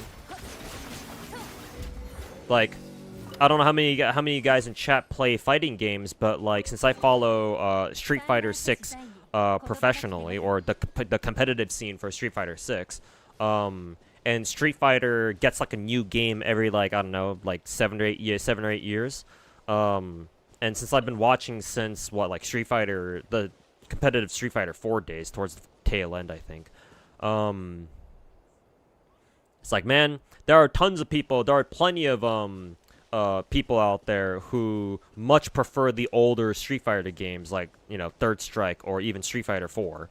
And so they never stopped playing those games. You know? They didn't move on. Maybe they tried out the newer games like Street Fighter 5, God forbid, during like its first couple of years maybe. Or even Street Fighter 6. And maybe they were all like, you know, I don't really like these Street Fighter games. I'd rather go keep playing Street Fighter 4 or even Third Strike, and so they did. Like they don't play the newer Street Fighter games. They just stuck with their old games, the older Street Fighter titles like Third Strike or SF4, and they're happy with it. So it's like, hey, to borrow, if you don't like how Enfield is gonna turn out to be, then hey man, you don't have to play Enfield. You don't have to force yourself to play a game that you don't like. Just keep playing Arknights, man. Not like it's gonna EOS anytime soon, or at least hopefully it doesn't. If it does EOS, then that'd be kind of awkward. But assuming for the moment that that's not gonna happen, it's like, bro, you got Arknights right there. So I don't know what to tell you. I wonder if I was supposed to color in that fish first. Actually, yeah, I think I was supposed to color in the fish first. Okay. Ow. Because I'm pretty sure, yeah. You wall ride a lot faster this way. Rewatched the Silver Palace trailers with a friend, and Dammy really looking forward to that one. Yeah, same here. Now that, because I remember giving it a good watch like a month or two ago, whenever it came out, and yeah, I'm really looking forward to its combat and its animations. So we'll see how that one goes. We'll see how that one turns out. Thoughts on Mena's Evo run this year? I mean, at this point, I don't. He's probably the best, like undisputed best. Modern day Street Fighter player. Like, just objectively speaking, how can I know that the Street Fighter community, especially out here in the West, they have this like weird obsession with Japanese players. Like anytime Daigo shows up on stream, they're always sucking his fucking dick. Either that or they're spouting their constant like Daigo's in jail memes or Diego Ume Juarez memes. But it's like, do people not see that Mena is most likely, like, the best Street Fighter player of our fucking generation? Like, at least in Street Fighter 5. Because that was, I don't think he played Street Fighter 4. If he did, then he didn't, like, have too much success there. But certainly, he started making waves in Street Fighter 5. And then now in SF6, like, bro. He's won 2 Cap Cups. He's won, I think, 2 Evos. Did he win 2 Evos, or was his Evo run this year his first one? Either way, he's an Evo champion now if he wasn't before. Oh yeah, he fucking won Evo Japan 2 years in a row. Holy fuck. I guess all he needs to do now is go compete in Evo France for the fucking the Evo Triple Crown. So yeah, I kind of wanted to win that just so that we can have our own, like, the FGC version of the Triple Crown now. Like, no, I think Mena is the best Street Fighter player of our generation. I don't know how you can argue that.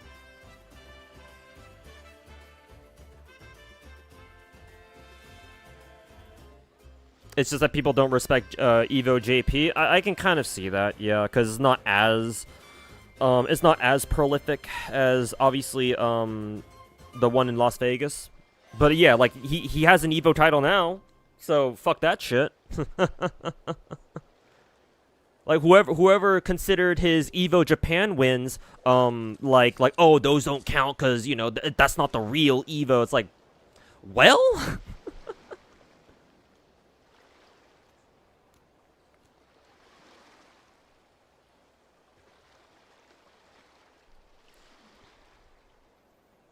But I don't want to say he's the GOAT, because people always throw around, like, GOAT is kind of like one of those things that, you know, the internet loves to throw around just whenever they fucking feel like it. So I will try to refrain from doing that and, like, do the same thing where I just throw around the title of GOAT all willy-nilly. I don't think Mena is, like, the greatest of all time, but certainly of our generation, sure. Of the Street Fighter V and Street Fighter 6 era slash generation in particular, yes. And certainly he's the best performing Street Fighter player right now. Like, do we have any other Street Fighter player right now that can come even close to his fucking resume of wins now? I don't think so. Like, maybe Kakeru or Punk? I don't fucking know. When was the last time Kakeru won a fucking tournament?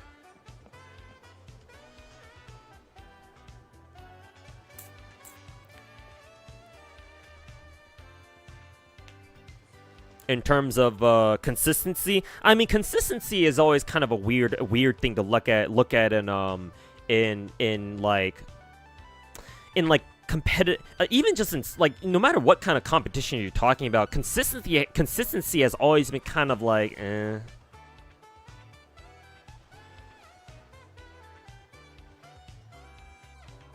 like, especially in esports and especially in the FGC right now. Bro, there are so many fucking factors going into a fucking tournament that you have no control over. Like, recently, Street Fighter pros have been bitching about, for good reason, I think, have been bitching about, like, the PlayStation setups and, like, how, like, one setup can feel wildly different compared to another. So it's like, if you end up, like, I know the FGC loves to give Punk shit about this, but whenever he bitches about, like bad setups, it's like, well, I mean, like, now that other people are starting to be like, yeah, Punk's right, the setups did feel weird at these events.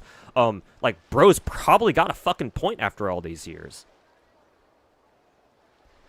And obviously that's far from the only thing. So, like, I don't know. Consistency has always been kind of a weird thing, because like just the nature of competition in general, like, you have to show up on your best, and that's not always gonna happen no matter how like much you prepare. Like, you can just get fucked. That's just how it goes sometimes. So, like, I don't know. Maybe consistency is like something that some people, like, value a lot, but I don't know. Maybe. But I think if you want to make consistency like a contributing factor to, like, how successful, or you want to use that as a measurement of how successful a player is overall, I think you have to, like, be more specific about, like, its application. I don't know how else to put it. Because, like, okay, well, even if you're inconsistent, like, let's say you win one tournament, but you, like, drown in pools the next. If you win enough titles, no one gives a fuck that you flunked out, you fucking drowned in pools for, like, 1 or 2 tournaments. Because, like, that shit happens to plenty of pros all the time. So, like, oh, just because Mena drowns in pools during one tournament is, like, if it happens once or twice, it's like, okay, well, whatever. I mean, yeah, people kind of understand that happens sometimes. It's unexpected for sure for somebody like his caliber, but, like, fucking Japanese pros drown in pools all the goddamn time, and they don't get shit.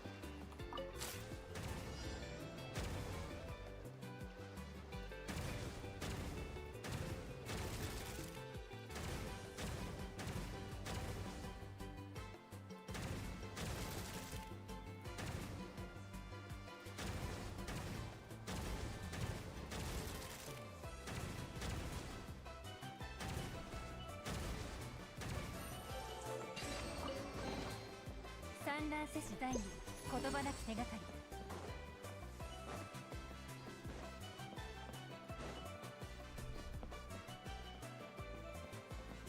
Those PS5s got hot as fuck, and at Evo Japan, the USB ports were were literally fucking melting. Yeah, I remember reading something like that. Yeah, shit was fucked.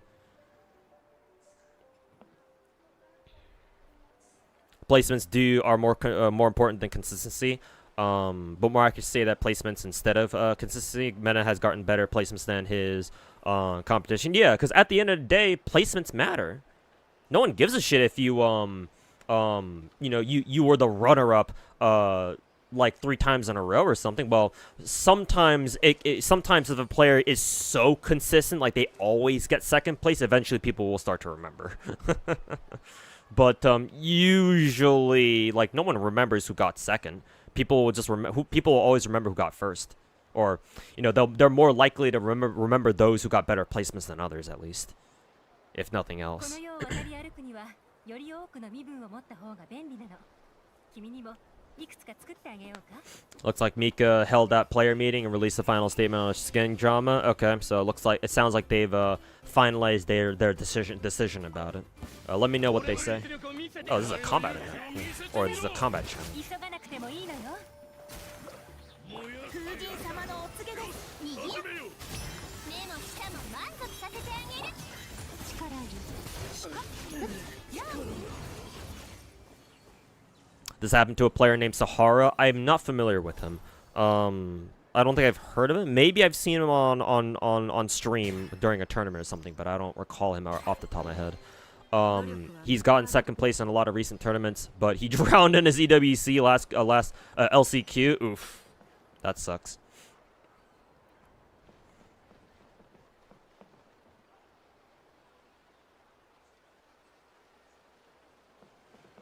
Yeah, I'm aware, student. I'm aware, but actually no, but I respect the dedication. I just pray that he doesn't turn into a fucking Saint Tontus 1.5 or anything like that. As long as he doesn't do that, then I don't think I have a problem with that.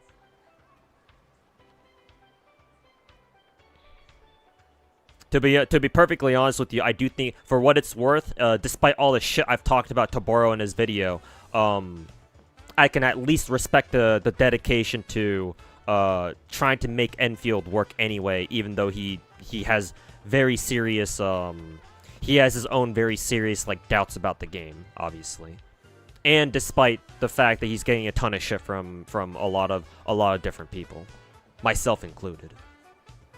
So.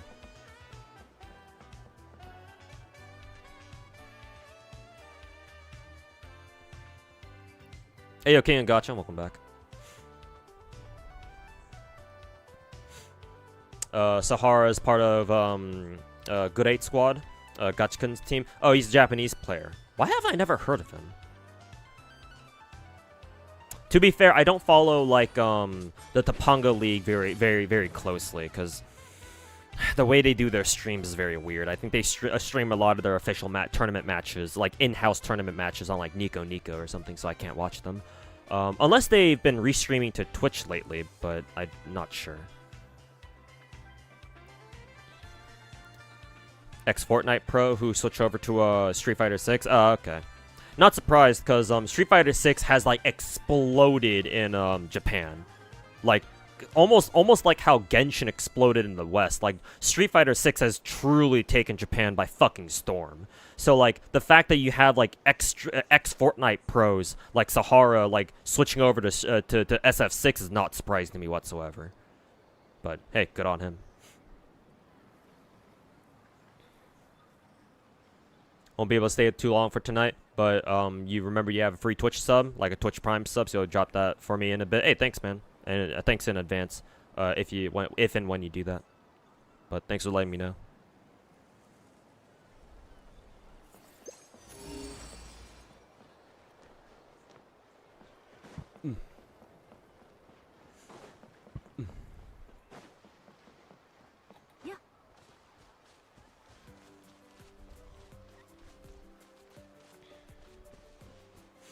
What is the no the no pity carryover mean in the GFL 2 changes? Maybe they're talking about the skin gacha. Because that's how the skin gacha worked in GFL 1 too. Your pity didn't carry over.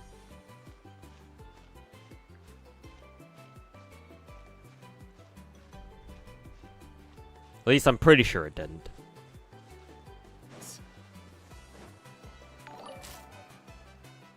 Hey, Blue Guy Church. I'm assuming that was you, full on cool. So yeah, thanks for the thanks for the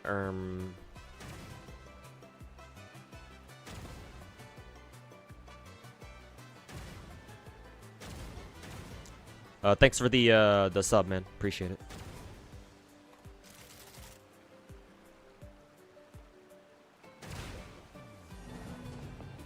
Okay. I didn't realize you could fucking fail that, but sure. Maybe you're not supposed to shoot these things? No, you can. So why did I fucking fail that? I don't know.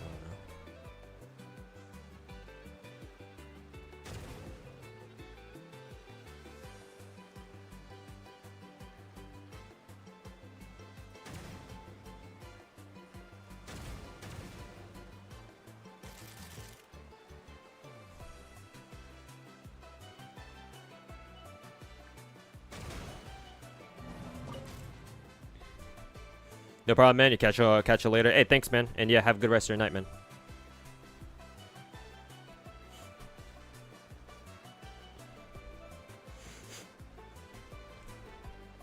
Yeah, no, Masama, don't worry. Pity should carry over during normal limited time rate up banners. I think they're just talking about the skin gacha banners specifically, so don't worry about it.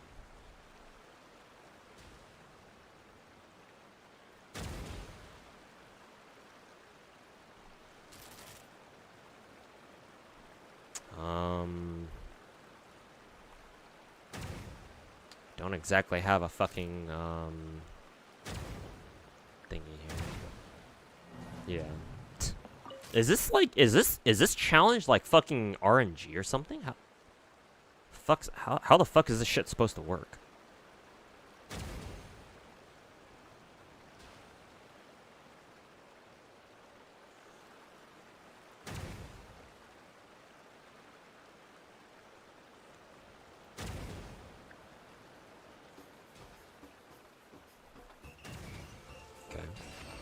That time it worked out real well. I don't know if that was like supposed to be RNG or something or what. Whatever.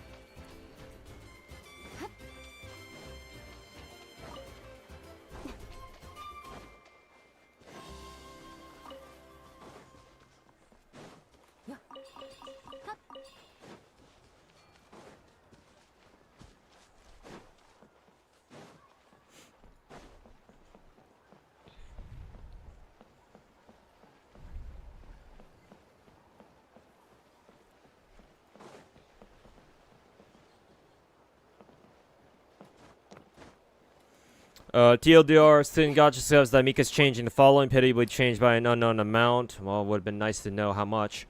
Also, how the fuck do I get over there? What 2K skin interaction will be free and will be obtained through an event. One outfit gacha banner every major event. No pity carryover. Purple tier skins are now purchasable with money. SSR pull and alpha gacha will be guaranteed every X pulls, so we don't know how many. Credit cost for OG furniture is gonna be reduced by 40%. So in other words, fuck you. Yeah, I don't think I saw any change there talking about them reducing the cost of the skin gacha itself. So yeah, as we thought, nothing fucking happened.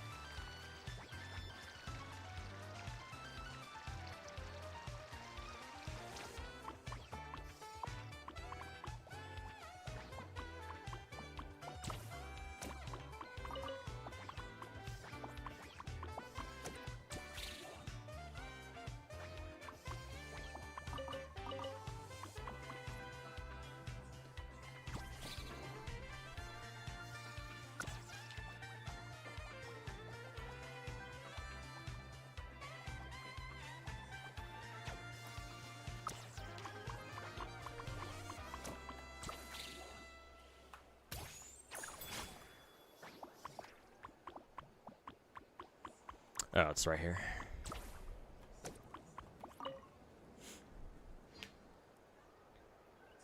You really want the new Wuwa characters? So do a lot of people. But yeah, hopefully you manage to get them. Hopefully you manage to get them.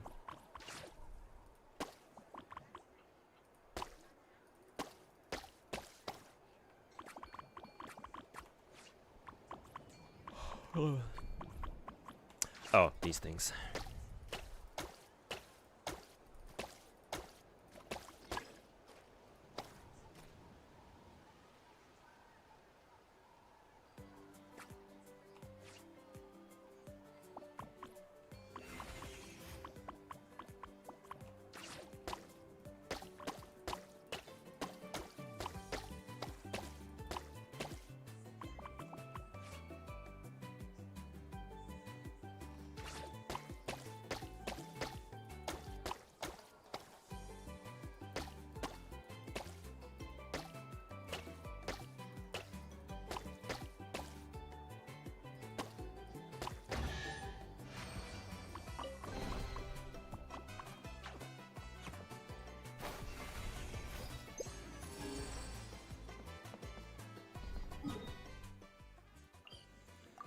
Mika casually setting fire to the game again. I wonder how much influence Tencent had on that decision, because doesn't Tencent own quite a few shares of Mika team as well?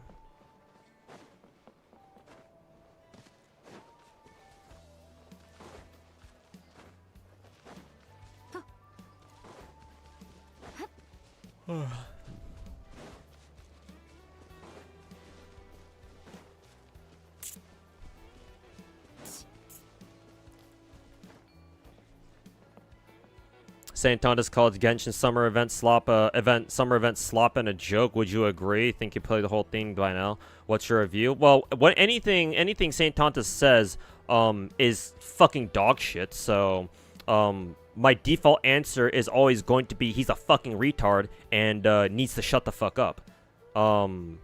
If you want the serious answer, there were some things about Genshin Summer that I think could have definitely been improved. I think that incorporating Bennett's story into it was a good idea, but ideally, I think that in order to make his side story or his backstory a lot more compelling, MiHoYo should have invested more time and effort into like building up his story up until now. and then put in some more effort into making his backstory more, I'm gonna reuse the word compelling, by giving him and his parents more cutscenes. Like, I know they got one, but they should have gotten more, to be honest. Just to really drive home that, oh yeah, Bennett finally meets his family for the last time. And that, yeah, it really solidifies him as, like, oh yeah, he used to be from, he's originally from Natlan, but somehow he ended up the fucking in Mondstadt. Because I think he deserves that treatment, being a character who's been with us for since the fucking beginning. Not to mention, it's motherfucking Bennett, the best 4-star in the fucking game.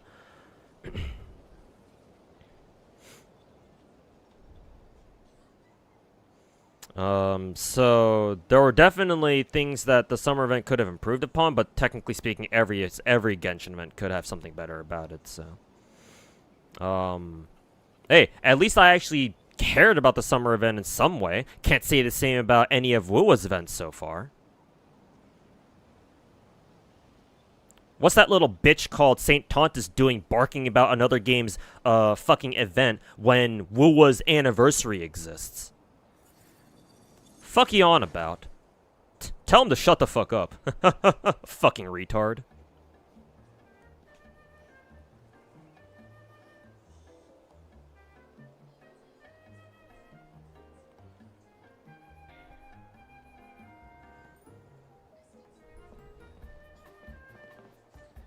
Doesn't he have a fucking Woowa patch to suck dick about?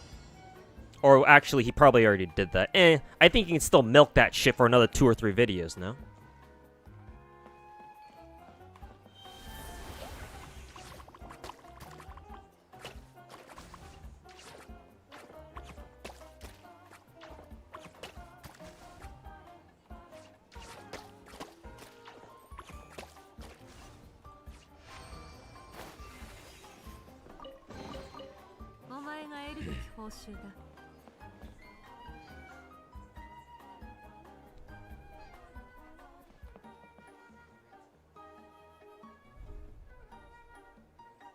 Low-key, this situation kind of irritates you. It's not the skin gacha that's causing it. It's the community.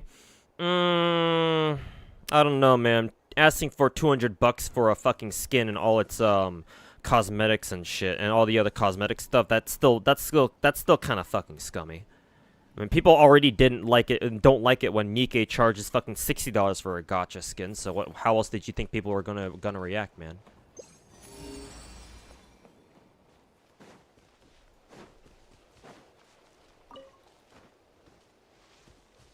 I mean, it's like, yes, technically you can always just tell people who are complaining about, like, oh, if you don't like it, don't buy it. But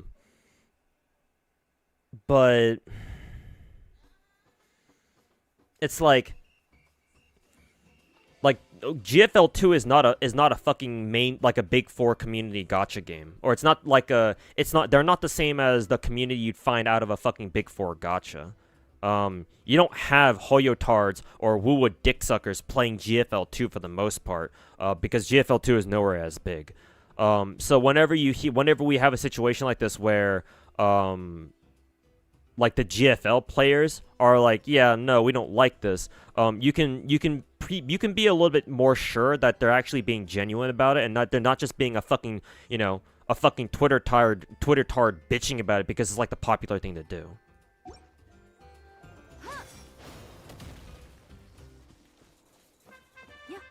Like, they're not complaining because, oh, it's bad and we don't want it. I would give the GFL players the benefit of the doubt that they do like it, they want to buy it, but they just can't justify shelling out fucking $200 for the whole thing. Like, if they decided not to make it fucking $200 and made it a little bit cheaper, like maybe a maximum of 100, then I don't know how many. I think you would see a lot less people bitching about it. I mean, so, like, don't get me wrong, people would still be upset by it, kind of, would be pretty upset by it, but I don't think people would feel the need to, like, fucking make it a whole, like, community-driven thing where it's like, oh yeah, no, let's not buy it, let's, quote-unquote, boycott the game until Mika Team actually does something about it.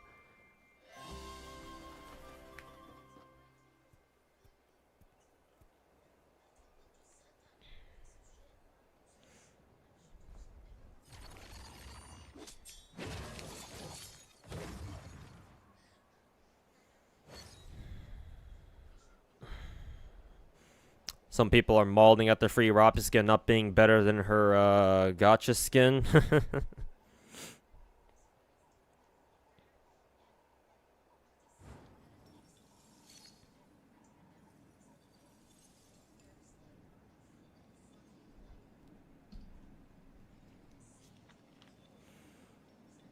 If the skin came with global passes, sure. Your response is that still you don't have to buy it. It's just cosmetics. Well, I mean, sure. Then don't be surprised when GFL it suddenly turns out, oh hey guys, we're not really doing so well anymore, and their quality drops because it turns out that people aren't spending money on the game. Huh? I wonder how that could have happened.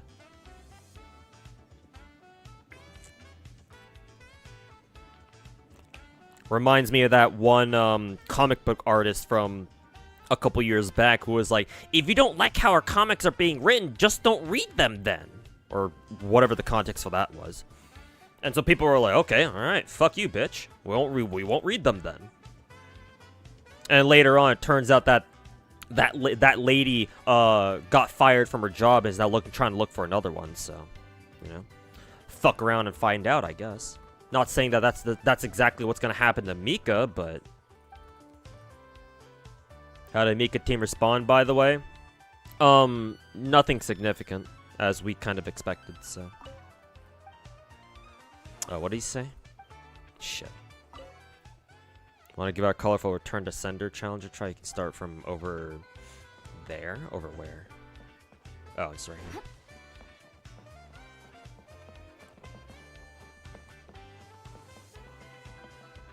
Cosmetics don't affect gameplay, so it's fine to complain, but to boycott over it. I will agree with that one. I think that completely fucking boycotting a game just because of a cosmetic is kind of silly.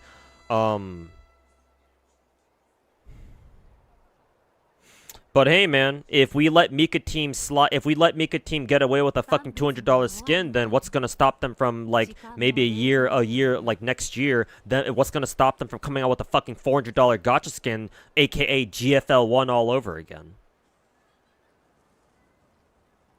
What, are you gonna keep using the excuse of, oh, it's just a cosmetic? You know, if you don't like it, don't buy it.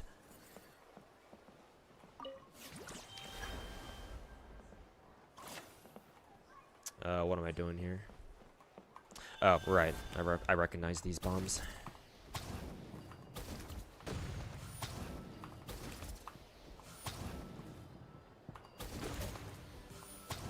Oh, right. I'm supposed to paint the fucking things. Oh, excuse me.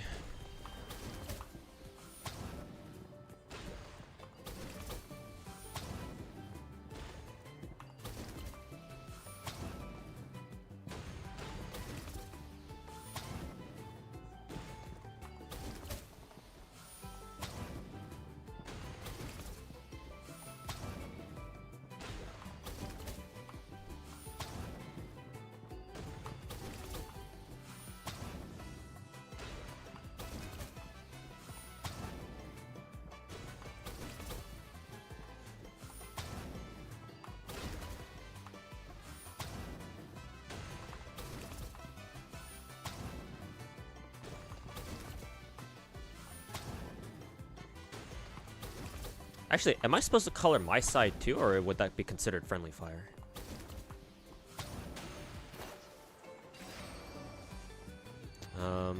Oh no, I think it did count as progress, so I'm gonna have to do that again.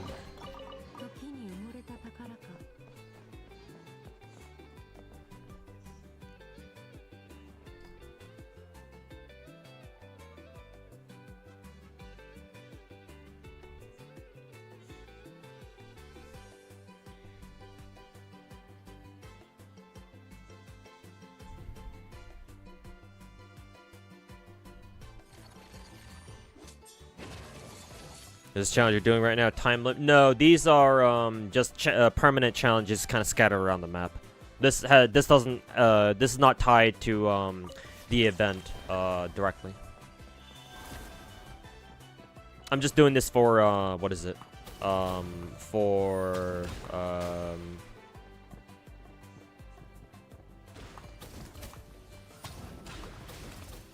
I'm just doing this for map completion credit.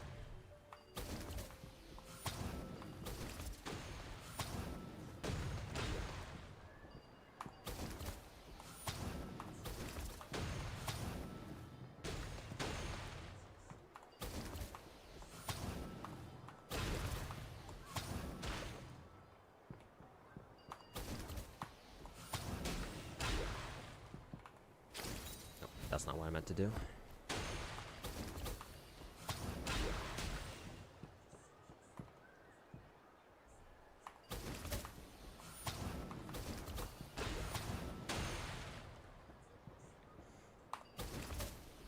Actually, yeah, I don't think I'm actually supposed to paint my side. I don't know. I feel like I saw me lose credit somewhere along the way just now.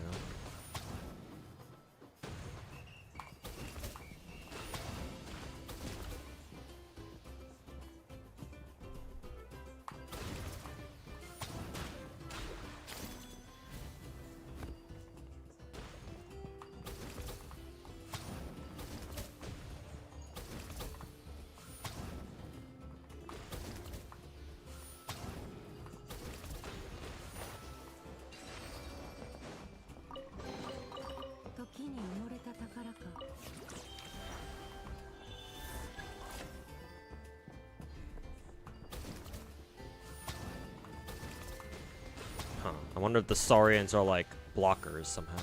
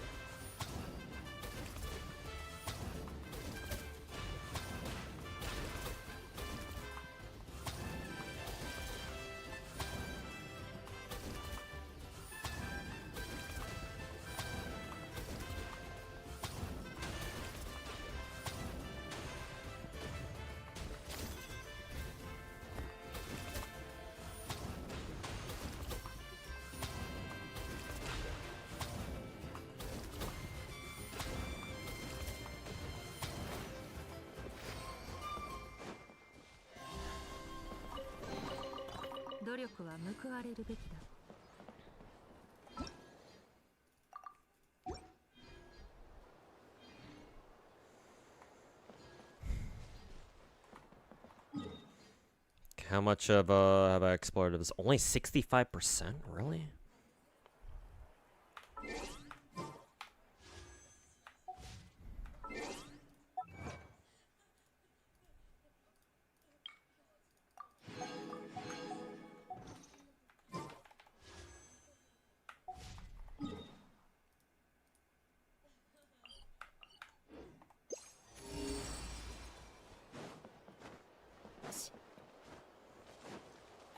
What's the best COD to jump into these days? Haven't played since Modern Warfare 2, and watching you last night was fun. If you're talking OG Modern Warfare 2, like the one back in 2009, unfortunately, modern Call of Duty does feel very different from OG Call of Duty. It's still got the OG COD DNA, but it will still feel very different. I remember when they finally switched the engine with 2019 Modern Warfare. I remember having fun with the beta before it came out, but when it came out fully, I had a rough ass time transitioning over to the new engine. Probably because that was the year when they combined. They stopped selling. Actually, no, I think they stopped selling Call of Duty on Steam even before Modern Warfare 2019. But I'm pretty sure that was the first year, starting with Modern Warfare 2019, they combined all the servers for Call of Duty together, so you have crossplay between PC and consoles. And so that meant that PC, for the first time ever, I was playing against controller players, which meant that I had to deal with them and their fucking aim assist across the goddamn map. So, not only that, but for whatever reason, Modern Warfare 20, I just couldn't see shit in Modern Warfare 2019. Something with the shaders and like how the environment was like. I just could not see anything. Like dark-ass corners were super fucking dark, and I couldn't see anybody hiding in corners and shit. So I remember having a pretty fucking miserable time in Modern Warfare 2019.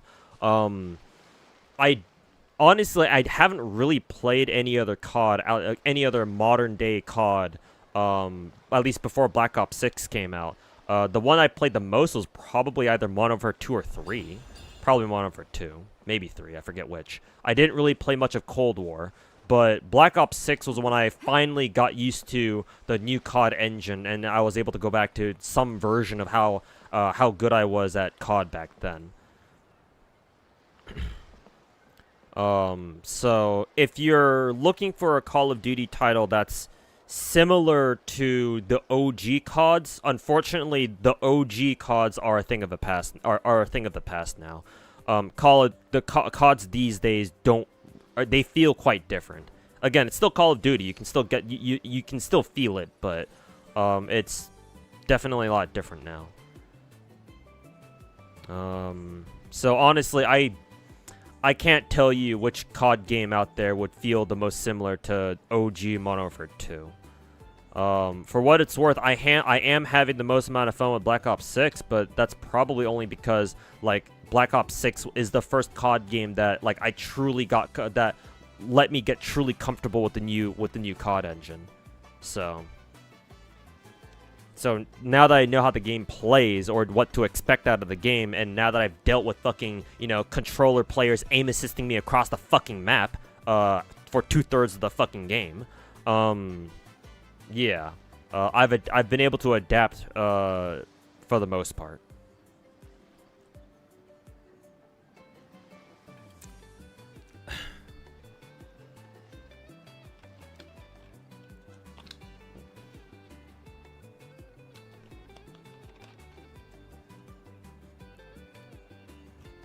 Cold War is pretty good too. I mean, I guess it makes sense. I mean, Black Ops 6 is basically built off of a Cold War anyway.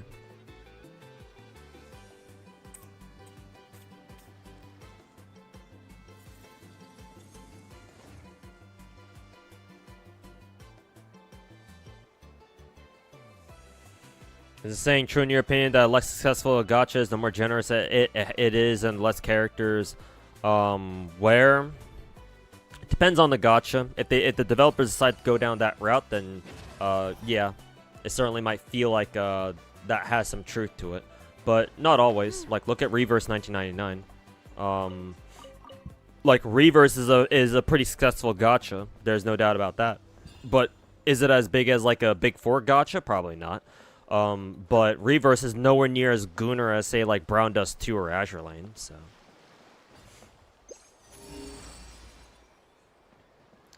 How the fuck do I unlock this? Oh, there's a fucking challenge right here.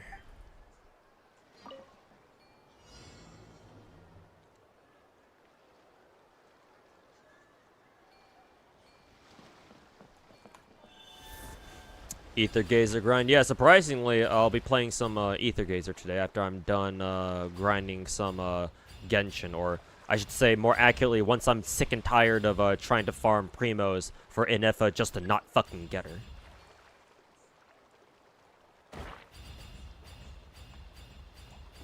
This is kind of an interesting minigame, actually.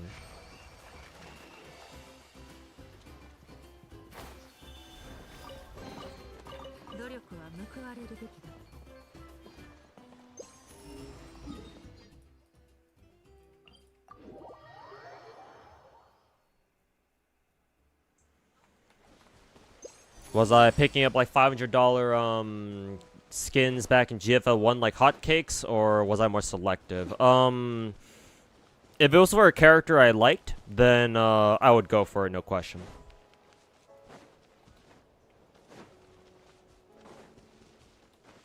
But I didn't get all of them either. I did get quite a few, but not all of them.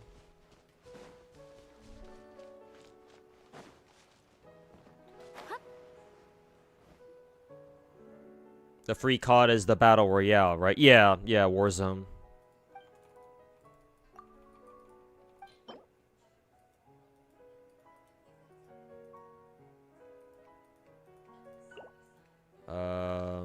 What? Why is he asking why is he asking me for an item that I don't fucking have?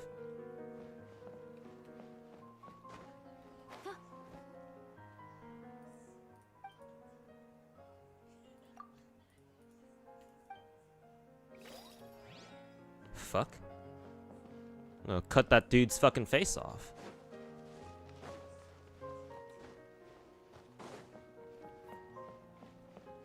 Sorry, we can't let you into this fucking area of the map because you need this arbitrary item that you didn't know you need to get. Fuck off.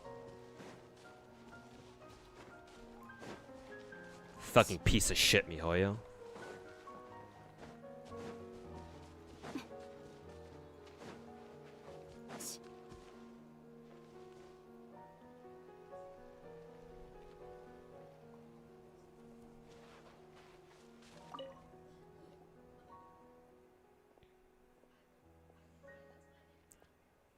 Between Snowbreak and GFL2, which one's better for parasocial shit? Probably Snowbreak. Not only because is it cheaper, unlike GFL2 now. Like it's canon that you straight up marry your characters. Not only does the main character in Snowbreak marry your characters, he fucking straight up polygamizes, if that's even a word. Fuck it, it is now. His own fucking characters. Like there's six characters that he's canonically married to now. Like it's fucking canon.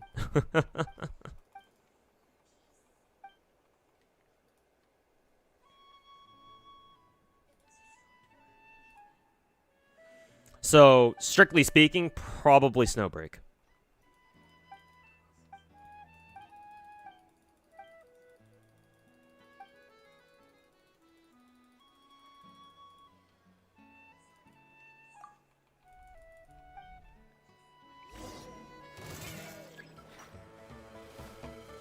Electric charge. Hey, great. Another one of MiHoYo's tendencies to throw a fucking battle at you without letting you change your fucking team first. Cool. Thanks, MiHoYo. I guess there it didn't really matter, but still.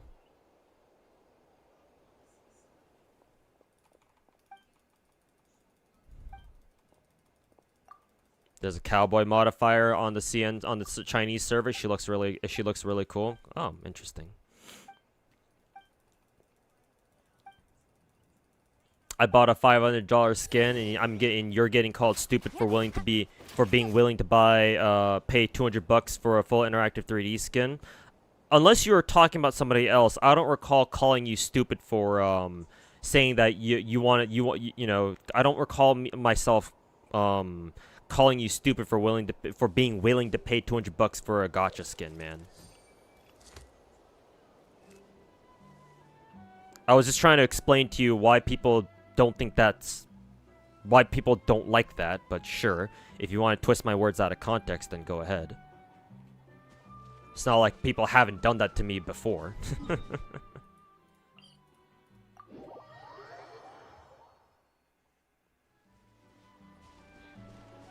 Oh, it's fucking tracking the same dog shit fucking chest. Fuck that shit.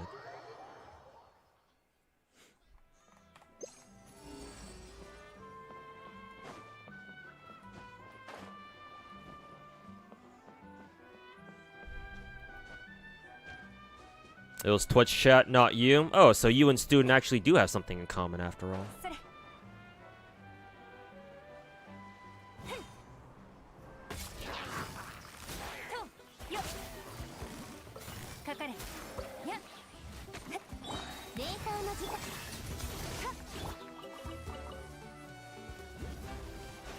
Why is this dude up here?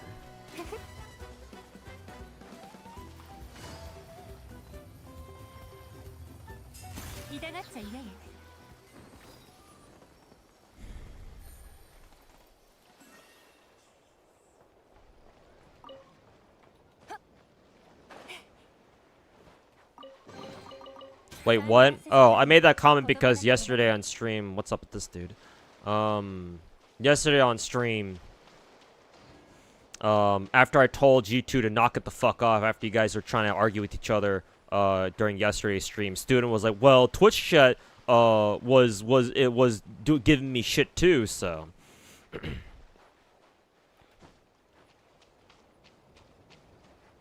Oh, this dude's just sleeping. Oh, there's a Paraculae up there too. I should probably get that first before I forget.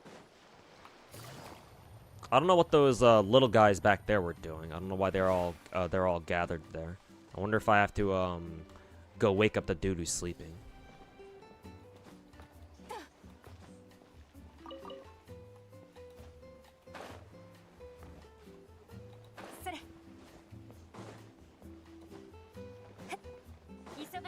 Actually, is the Paraculus even up top? Maybe it could be down bottom too. I don't know where it would be though.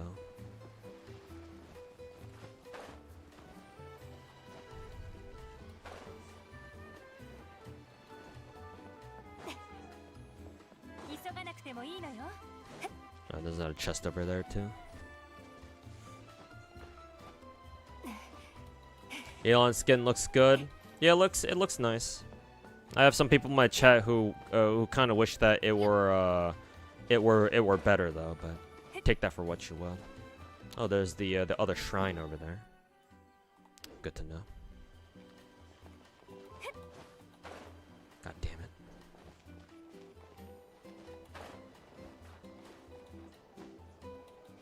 Do I have to fucking use motherfucking Venti for this? Okay, now it's right there.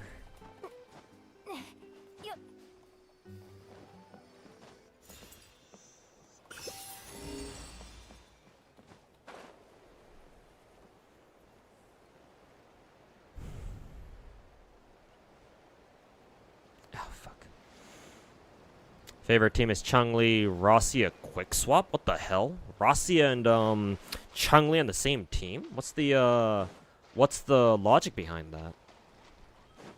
Or how does that team work?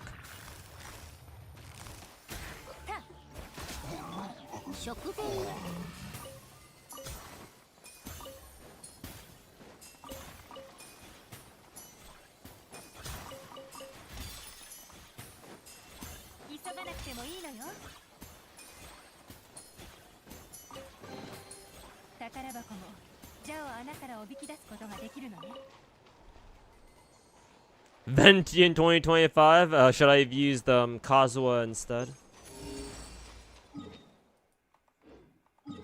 Actually, it'll be quicker if I just teleport over here first.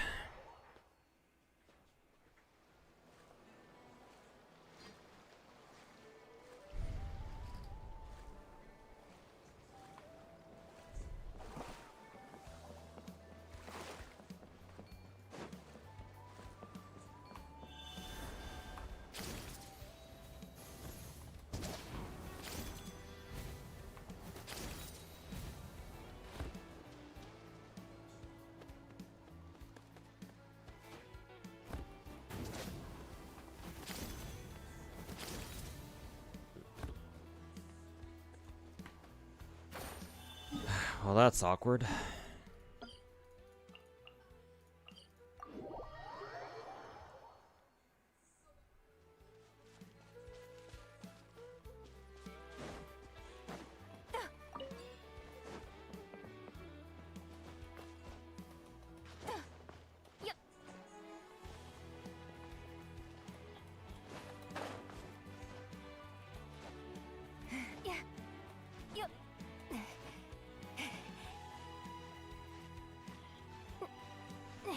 Send you an IQ test over 150 points, please. You need a high IQ to understand that team. You can't just share it with anybody.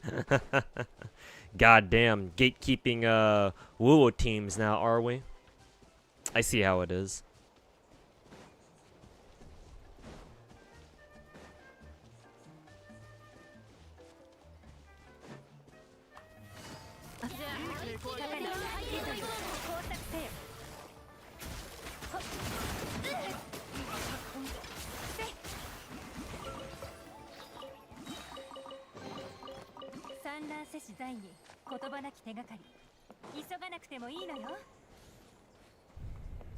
Managed to get Alice today. She's fun to play with. Yeah, man, she's a lot of fun.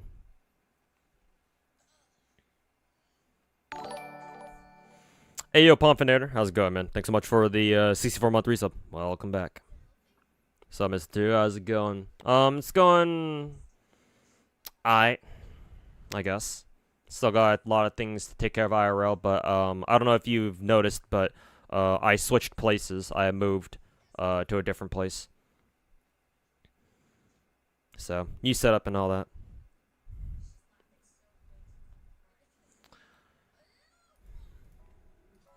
But yeah, I'm trying to make some moves here. Trying to take some steps to get something, work something out. So, got your condo? Yeah. My plan right now is to rent it out to somebody and clean the place up, rent it out for some passive income.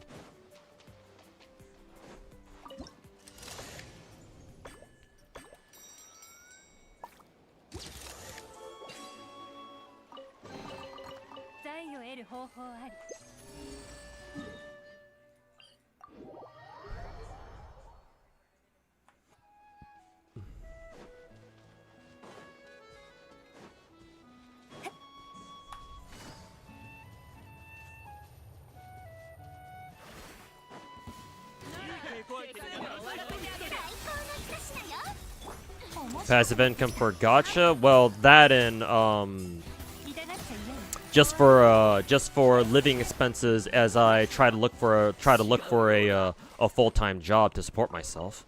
I mean, hey, if it works out, maybe I don't even need a full-time job, depending on what kind of a contract I can, what kind of a tenant I get, and what kind of contract I can make with them. I've yet to work on like a possible contract for a possible tenant, and I'll have to see how much I can charge to rent out my condo. But depending on how much money I get from that, I might not even need a full-time job. Maybe I can just make do with a part-time or something. I don't know.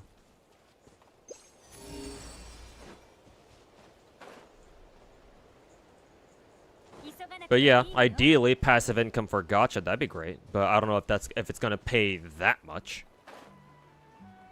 I don't know, maybe it can. I don't know.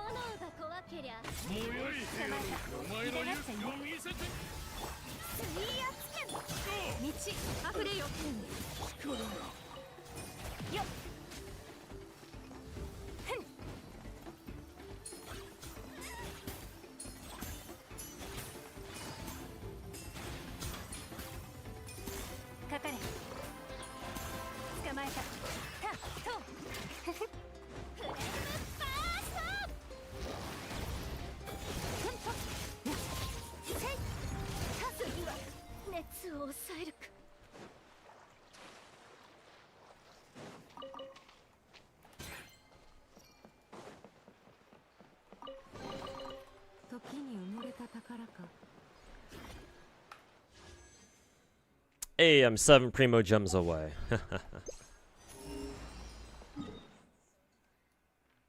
see, still stuck at fucking 68% though.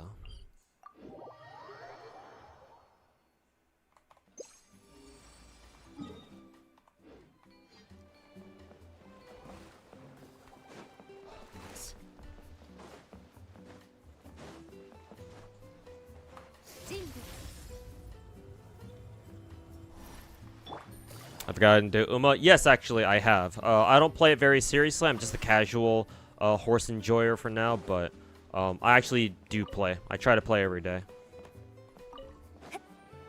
Even if it means I only get like one run done every day, and that's it. It's good enough for me, though.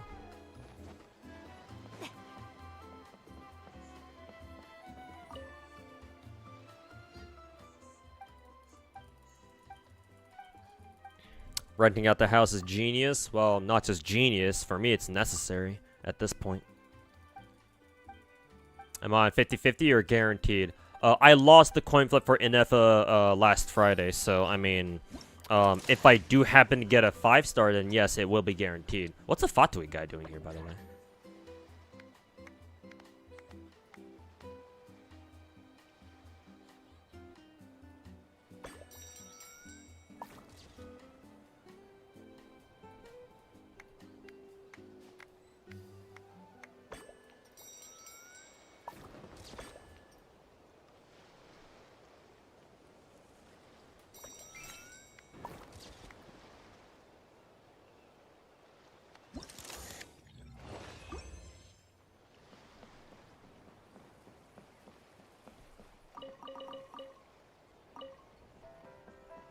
Oh, you can actually change the music.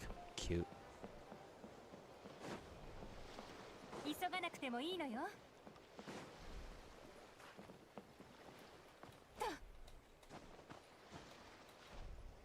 Got into Uma just for GFL2 to be in the gutter at the moment with perfect timing. Again, to be fair, like what students said, I don't think the whole skin gacha debacle is worth fucking boycotting the game over, but certainly its reputation is kind of down in the shitter at the moment. Yes.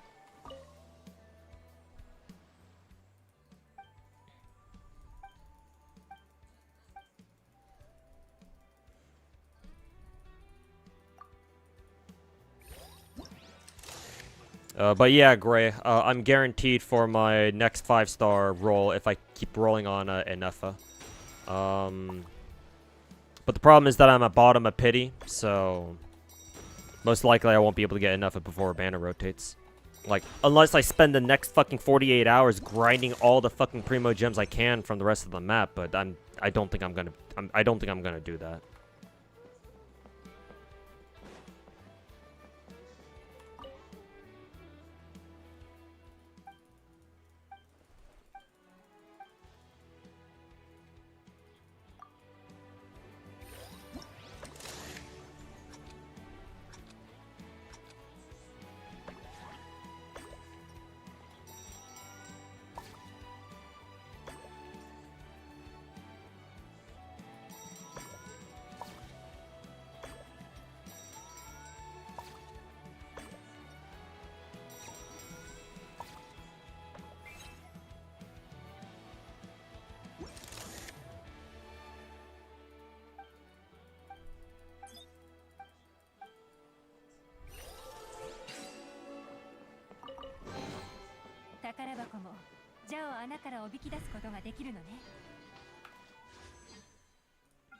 Alright, time to waste another multi on Ineffa's banner not to get shit.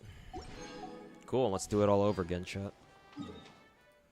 Anyone know where I can get like another 1,600 gems from the map anywhere? 69%, nice.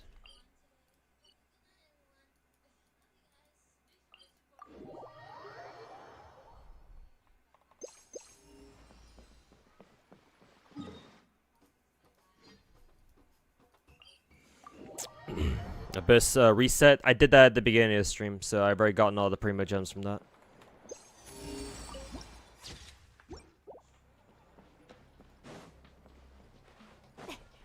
Anyway, did all that for 15 primos. That's fucking criminal. I mean, that's what all the big four gacha games do. Maybe Zenless is by far the most generous, but my experience with bottom feeding grinding gems has always been the same. Has been very, very similar in Genshin, Star Rail, Wuwa.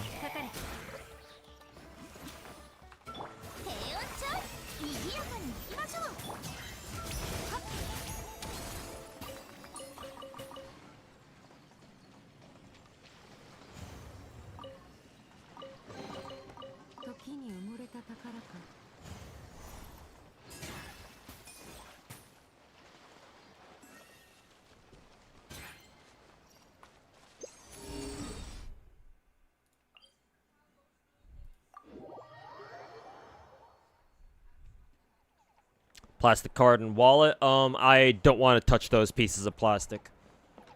No, sir. I don't want to touch them. Most likely, I'm not going to either. So, if I don't end up getting enough, well, fuck me. Well, fuck Hoya first, and then fuck me.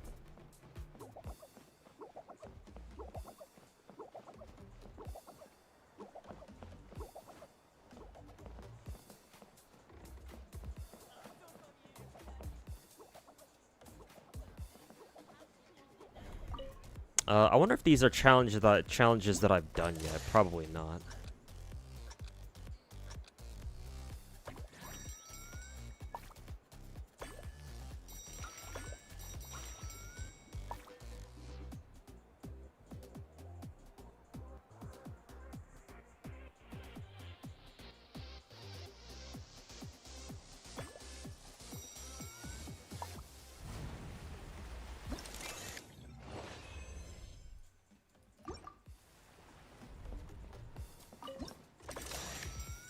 Oh, I already did this.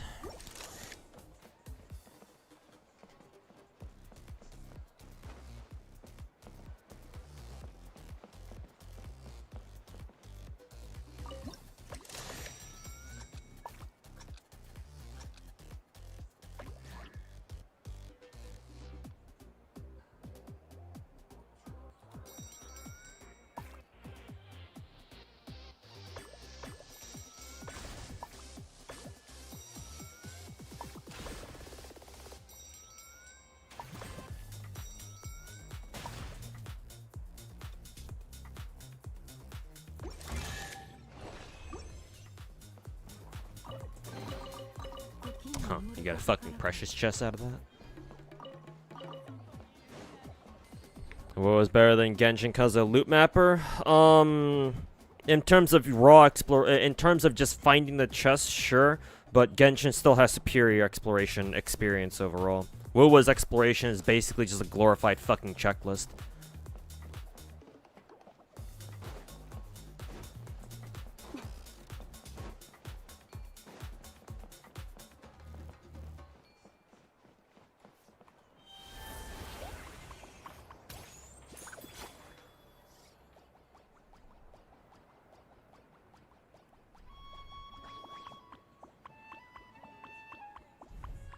Ask viewers for donations? No. I don't have that many viewers in the first place for me to be able to realistically do that.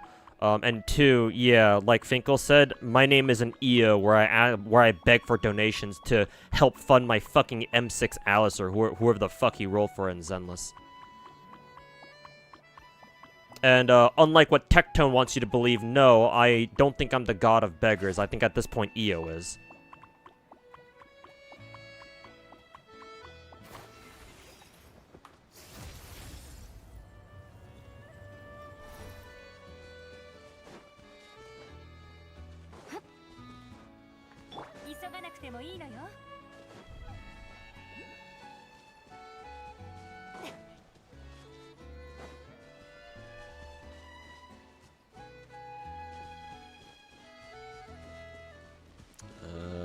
Paraculate. Oh, it's right there.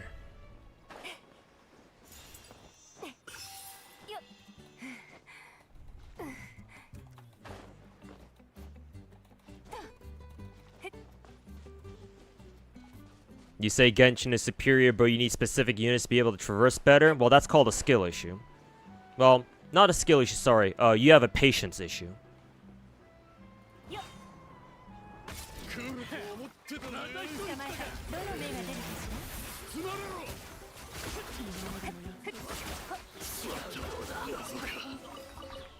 And let me guess, you're ecstatic that Kuro said that they're gonna add flight retroactively back to Huanglong and... Was it Mount Furman or was it Black Shores? I think it was Black Shores, right? What is this? Does that do anything? I don't know.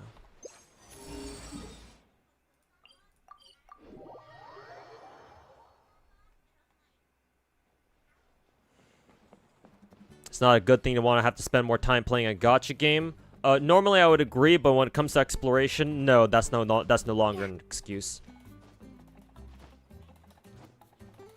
I mean, you couldn't even refute me when I said that Wuo's exploration is basically a glorified fucking checklist more than it is exploration.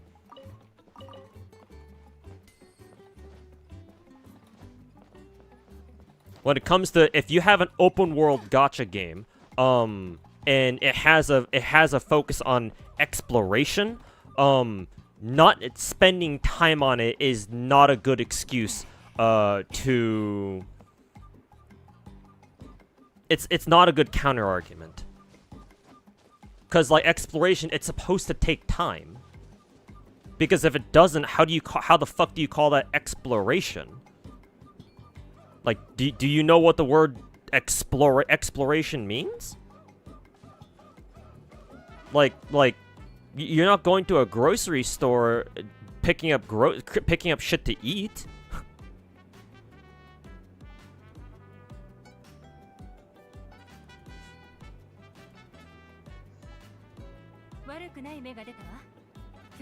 Why are you even playing these then? That's what I'm saying, bruh.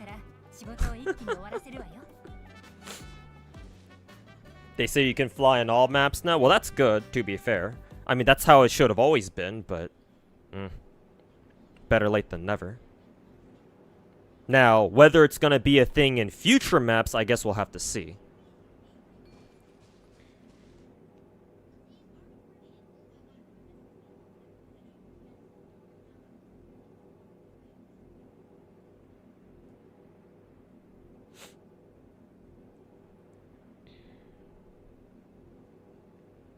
Am I saying Wuwa doesn't have much of exploration because everything is easier?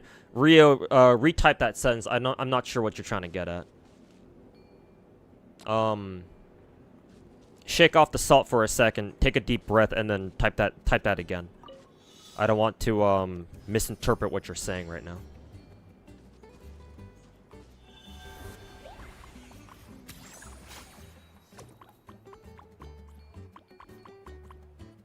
Clean. Oh, right. It's after you do this.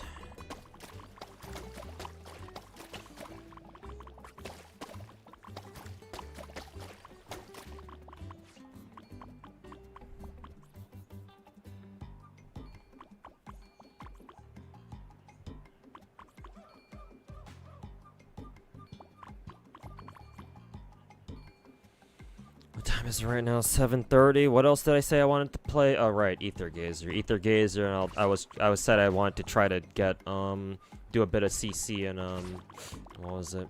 And Arknights, but not sure if I'm gonna have the time to do that now.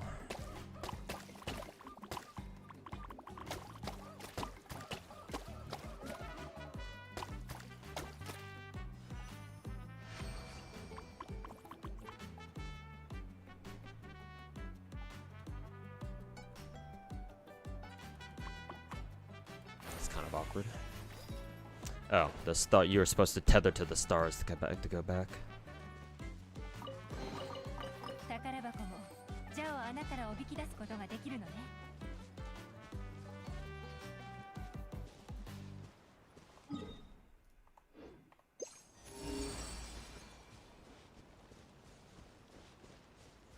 Been watching some of my Genshin streams. Where you've yet to see gameplay. What are you talking about, man? This isn't gameplay. If you want to see combat gameplay, well, you weren't here at the beginning of the stream where I cleared Spiral Abyss. Because it reset earlier today or yesterday.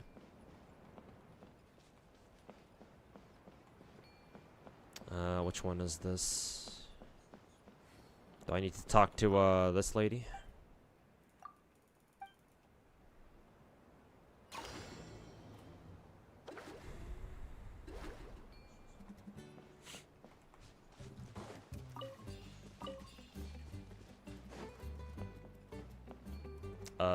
Oh, I need to pop these, I guess. Yeah.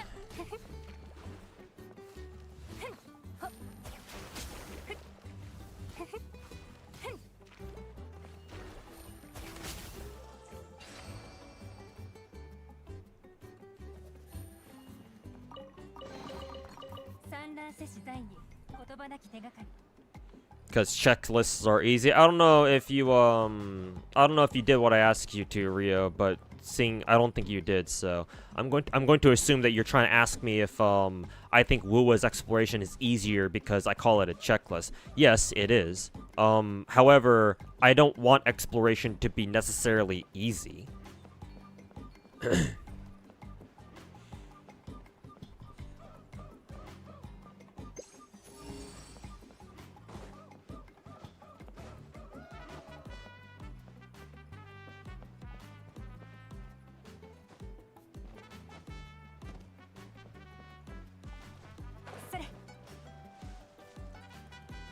Where is this thing? It's probably up on the hill, or up on that cliff over there, I guess. Is there a paint guy around here somewhere? Is that a guy?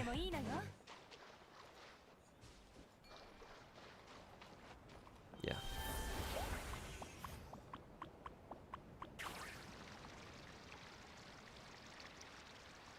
Hey, Dystopia, welcome back, man.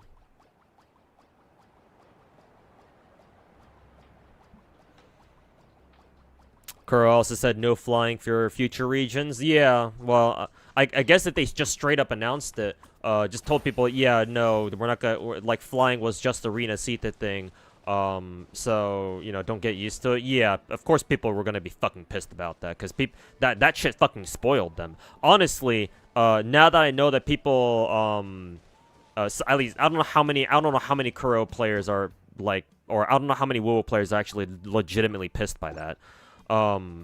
But depending on how much of a backlash there's been about that announcement, kind of makes me think that, you know, maybe Kuro shouldn't have introduced Flight so soon. Maybe they should have left it for like a year 2 or a year 3 patch maybe.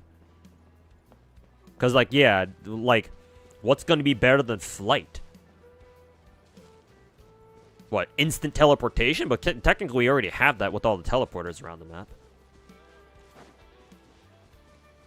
So it's like, yeah, it certainly does feel like Kuro spoiled their players by putting in Flight so fucking early. Also, what am I supposed to do? Am I supposed to talk to this girl?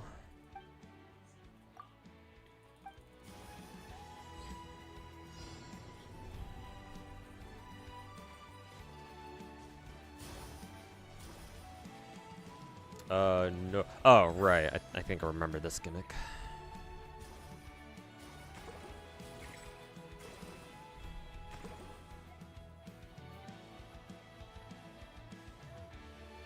Spider-Man swinging? Oh, so we Ananta now? Netties won't like that one.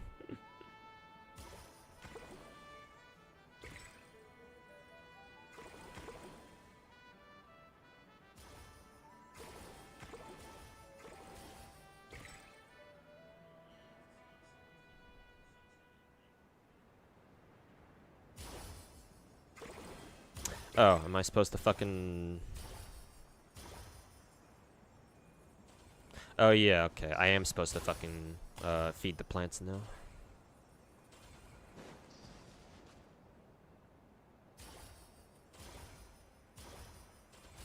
Okay, I need to get like 4 more of these, I think.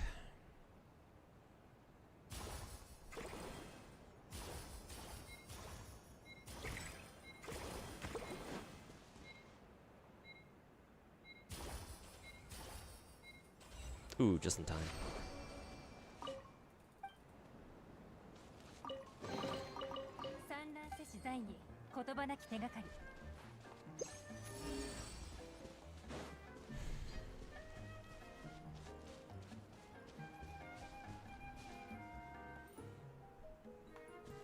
Now you're just memeing? Okay. Sorry. Kind of hard to tell if people are memeing on YouTube chat. It's easier for me to tell if people are just like, you know, just making a joke out of it. If it's on YouTube chat and not Twitch chat.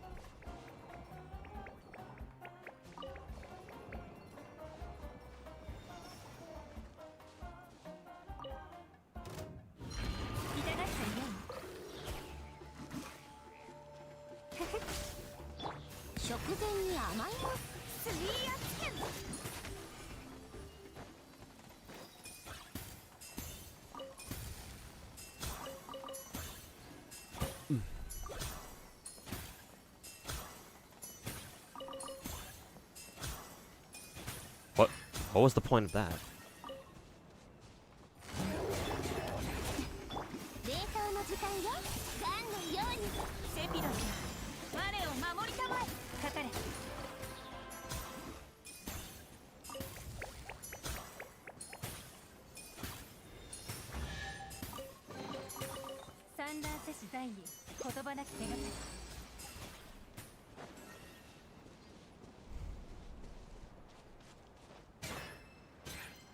Flying a WoW is nice, but at least for you, running around and flying chests, finding chests and doing puzzles feels more like an adventure and what exploration should be. I think it would have been much better if Kuro spent more time focusing on the flight aspect. If like they did more flight-based puzzles, or like they took the time to make more like geographical points of interest, like POIs, where it was more suited for like aerial exploration, then I would have given it a pass and been like, okay, yeah, it actually does feel more like actual exploration rather than, oh, you're just going from chest to chest. Like they did some of it, because I know that there were a couple of flight puzzles, but it wasn't enough, at least not in my opinion.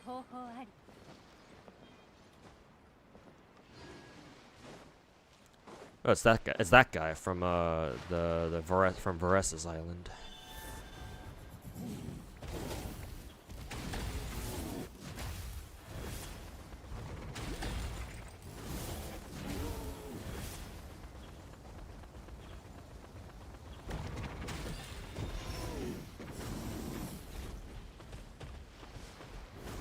All right, got to do this one again.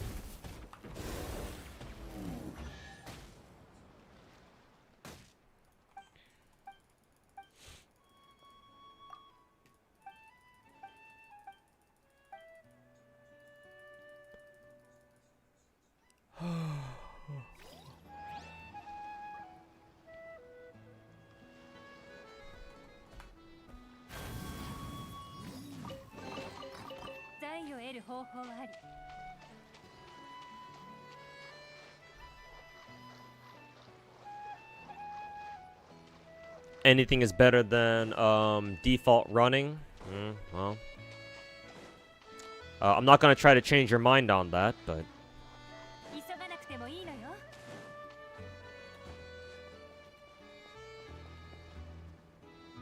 oh, it's all the way up there.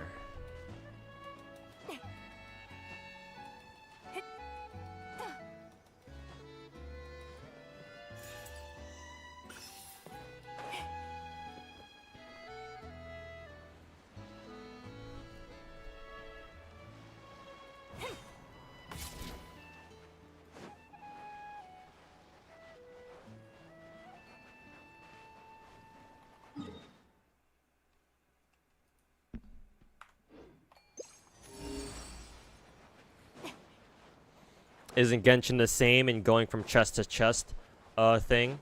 Sure, if you want to ignore the entire fact that exploration is about like actual exploration.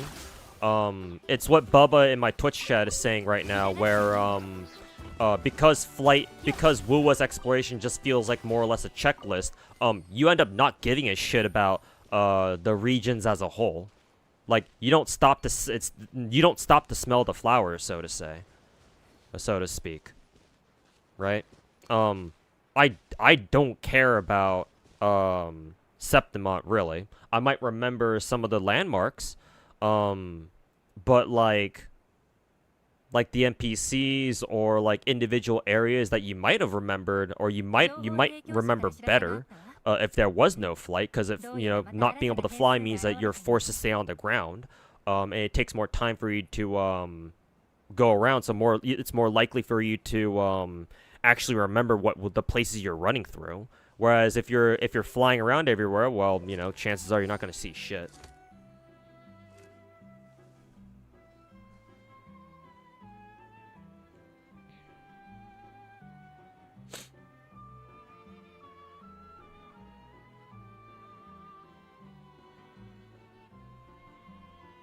Flying kind of kills the adventure vibe. Well, with the way Wuwa does it, yes, I agree.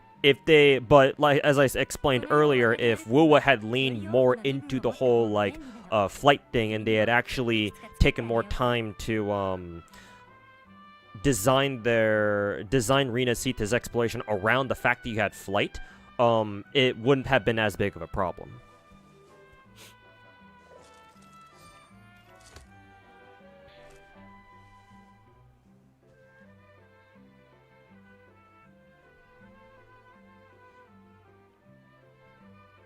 Heck, can you stop and smell the flowers in the game?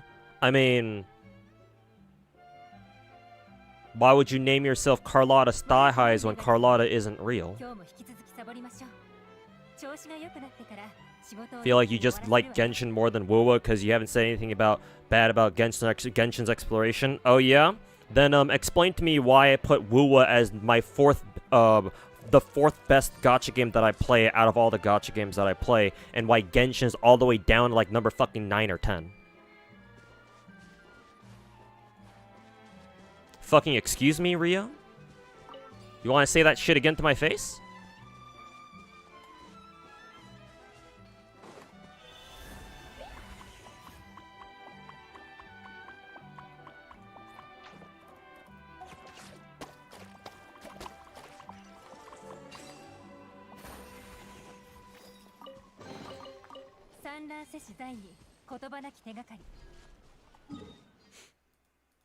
Rio, honest question. Do you watch St. Tontus on a regular basis?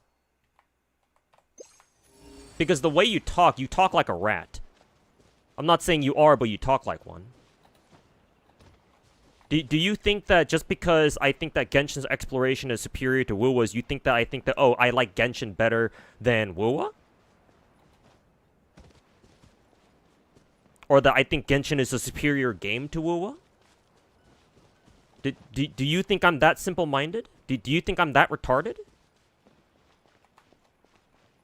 I mean, yes, I am for playing 15 different fucking gacha games, but hey, I'm no Saint Tontus. Oh, it's down here.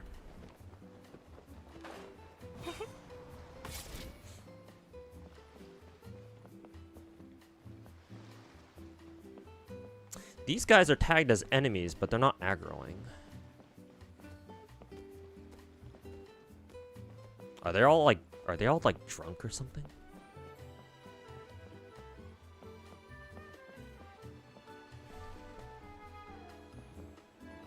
Well, I don't want to kill their vibe or anything, but...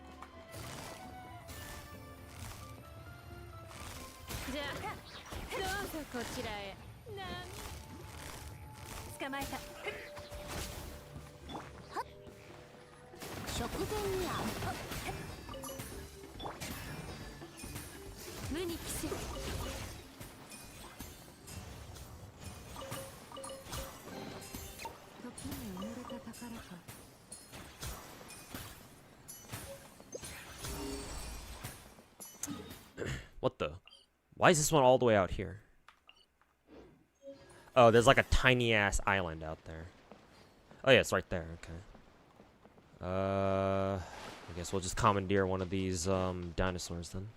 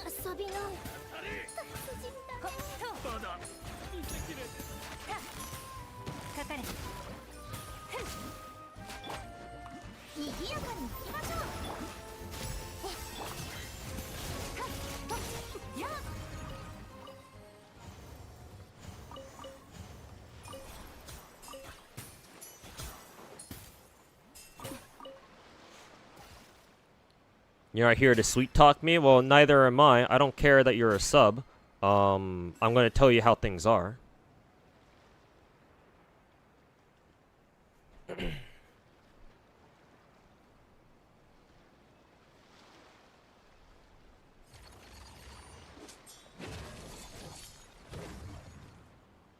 You didn't say anything personal towards you, so calm down. I don't know why you get what you're getting so amped up for. Nothing personal. I mean, do you want me to read out one of your comments earlier? Well, if nothing personal. But when you said, I feel like you like Genshin more than Wuwa because you haven't said anything bad about Genshin's exploration. I don't know, man. I don't know. Maybe you disagree, but I think that sounds a bit personal, no? Oh, this is just a letter. Thought it was some sort of collectible or something.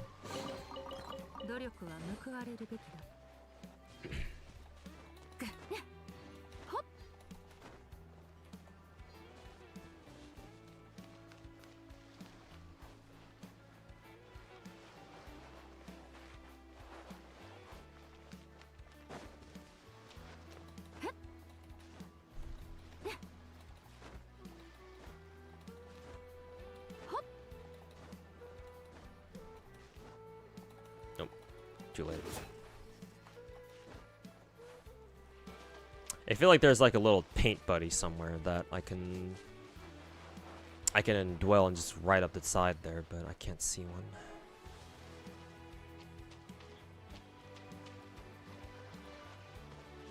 Let's do it the hard way.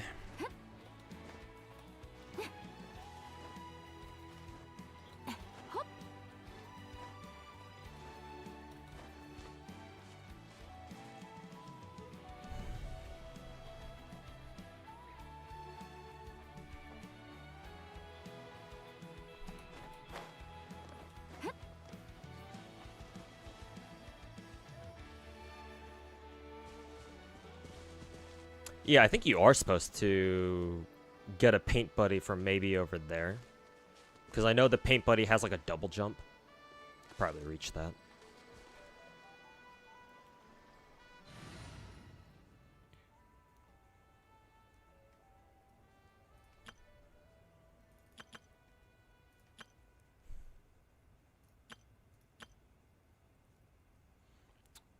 You didn't tell me a glazed wool, but I've literally said nothing bad about the exploration.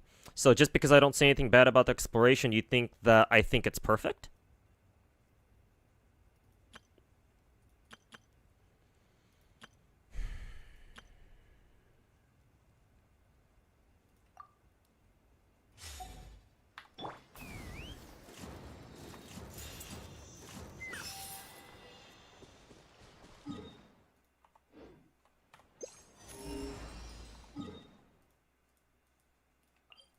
See how many Paracula I have. It's probably not enough to max out the statue yet, but...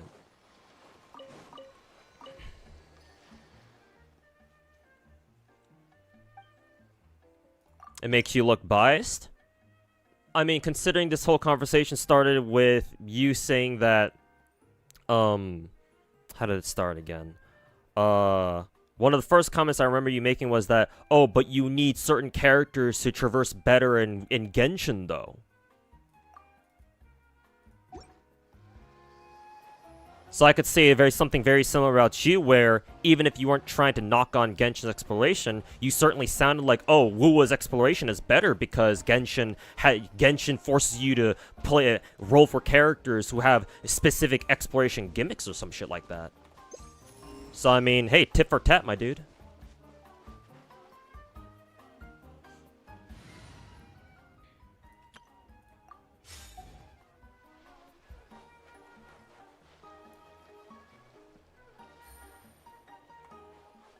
But that's facts, though.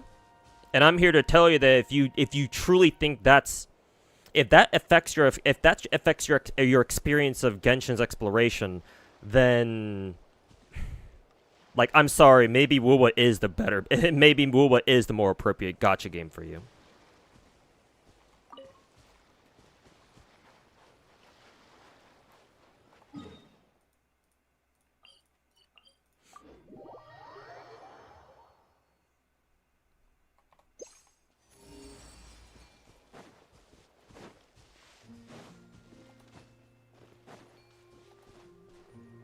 Like, just say that you don't really give a shit about exploration and move on, man.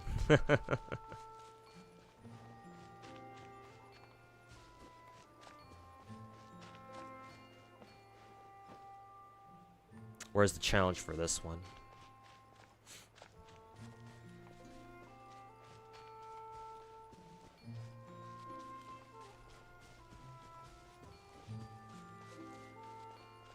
You said Wuwa was better because a loot mapper was better because of a loot mapper as a joke. Well, you better work on your jokes then, because they're not very good.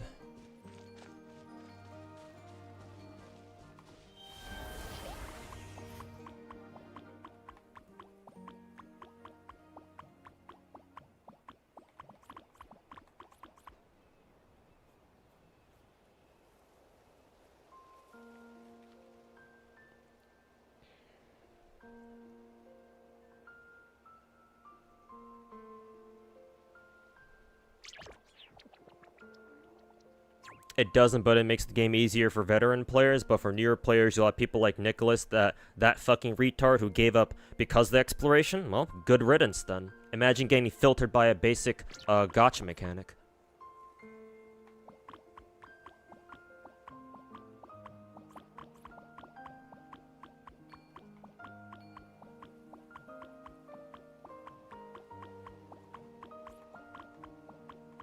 I mean, the fact that he's one of Tectone's friends doesn't exactly help, and Tectone would probably told him, oh yeah, Wu was better in the first place, so...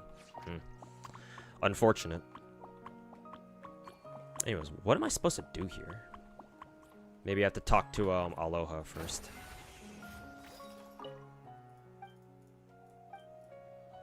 Oh, right. You have to fucking color these things.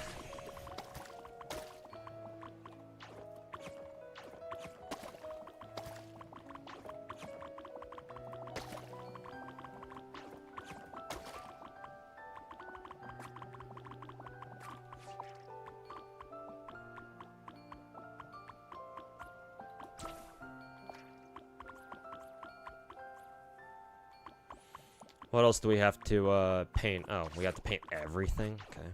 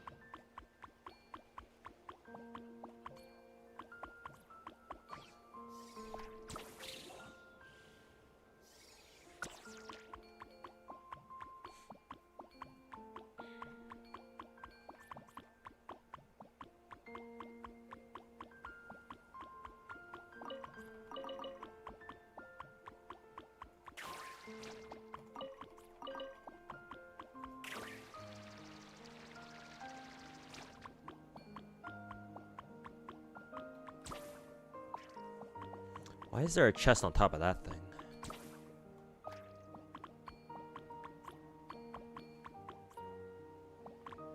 Yeah. Oh, I have to color them the certain colors because this kid wants a yellow one. Okay.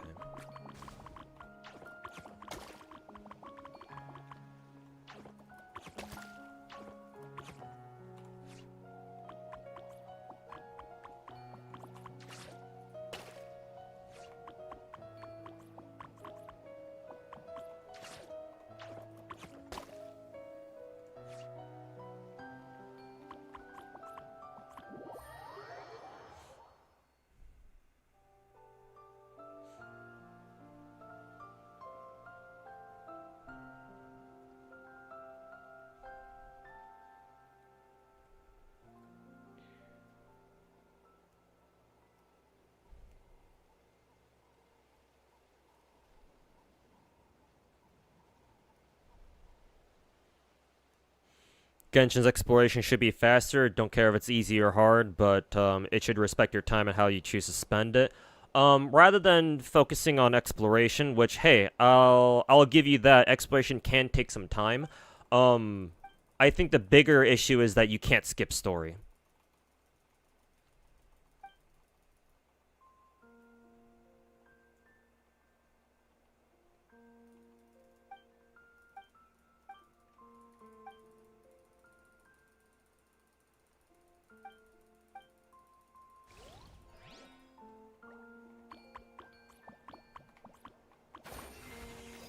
Oh, now the Fatui want some shit too? What the fuck do they want?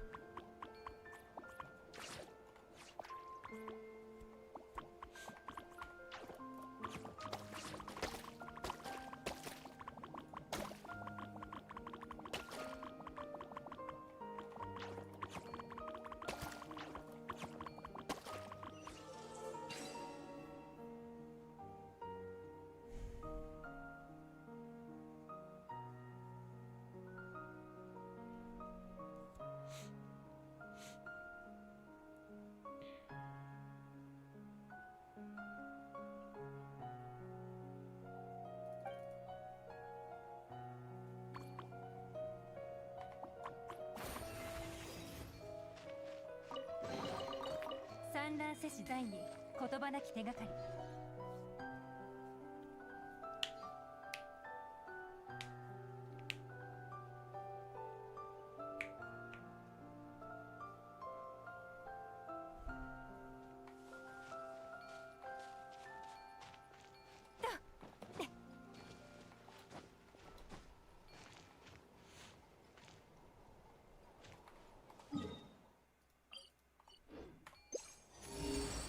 Oh yeah, it's probably gonna take me over to the charge test that's not on top of that one thing.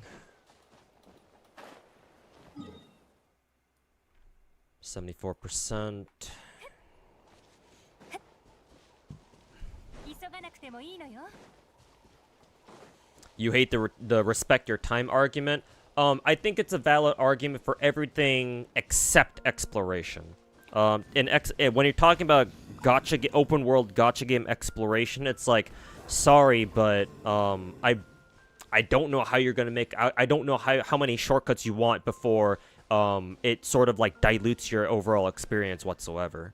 And if you sit there and claim that, oh, but I don't think it dilutes my experience at all, then I don't know, man. Maybe you don't really know what exploration is, but I mean, hey. People play gacha games for different reasons, I guess. Am I supposed to kill these guys? I guess so. 捕まえた。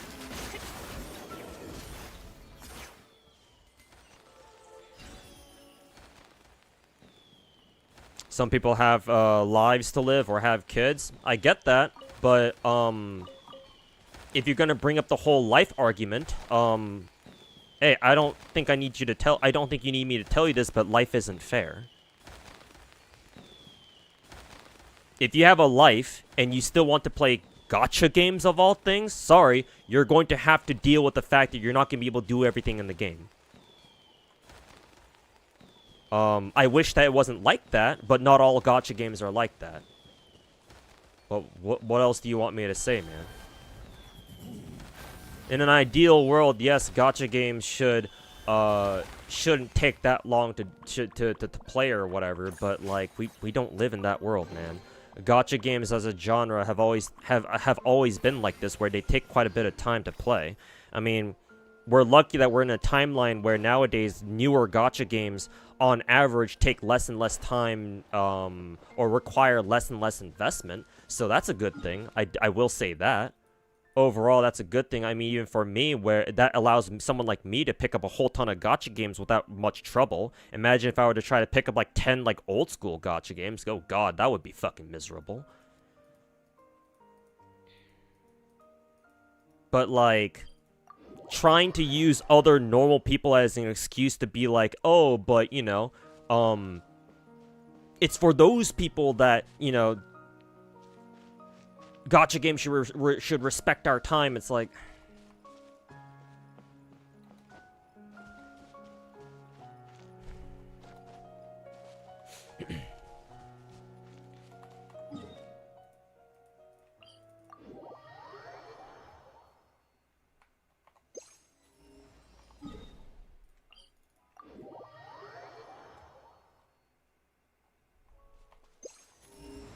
I guess I can go do that quest over there. I wonder what that quest is, actually.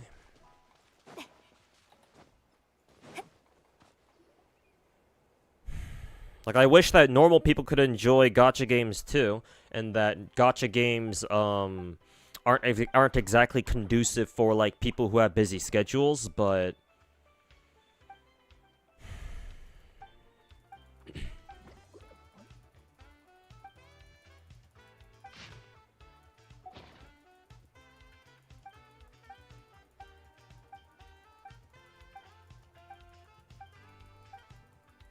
At the risk of sounding like my name is Taboro, I don't think I want gacha developers to design their games around people who already have busy lives and are like, oh, you should make these gachas more catered to us so we can get everything done like an hour or two.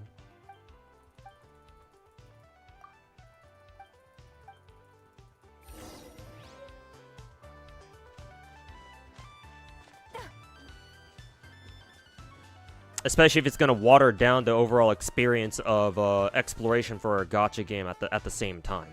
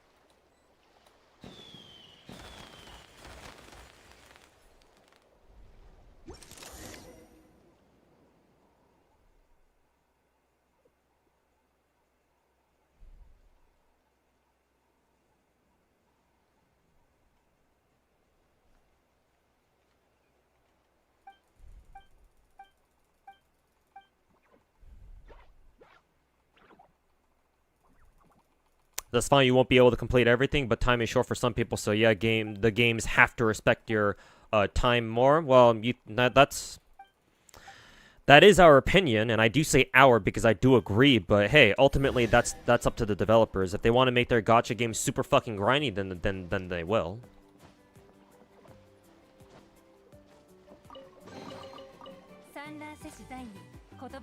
And you know, if you take a real lifer, a fucking normie, and for whatever reason they still want to play a gacha game like that, then well, I hope they know what they're getting themselves into.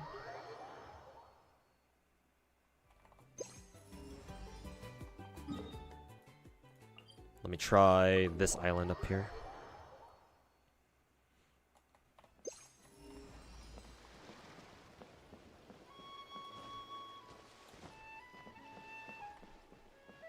Hey, look, there's Veressa hanging out over there. I wonder what she's doing over here.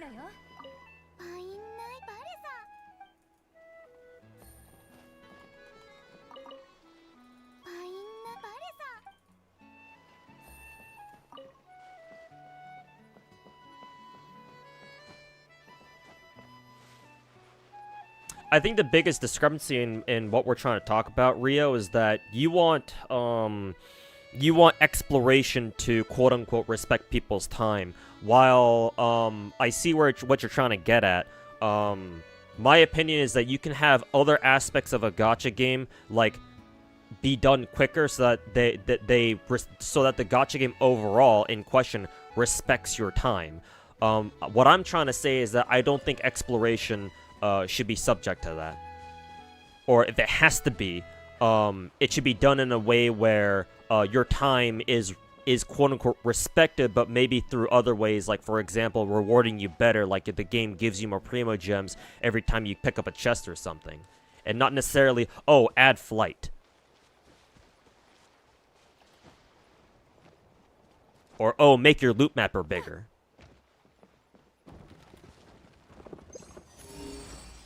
Guess all the treasure chests are underneath now, I guess.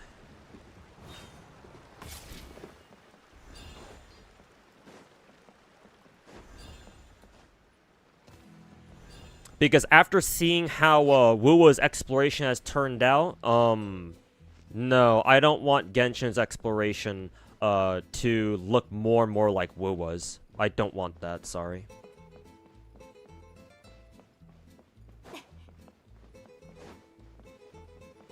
Like, it's fine if you don't prefer it and you prefer Wuwa's. That's perfectly fine. But I want Genshin's exploration to stay as it is. I think Wuwa's exploration could use some improvement, but if it stays the way it is, I'm not gonna fucking quit the game over it, you know?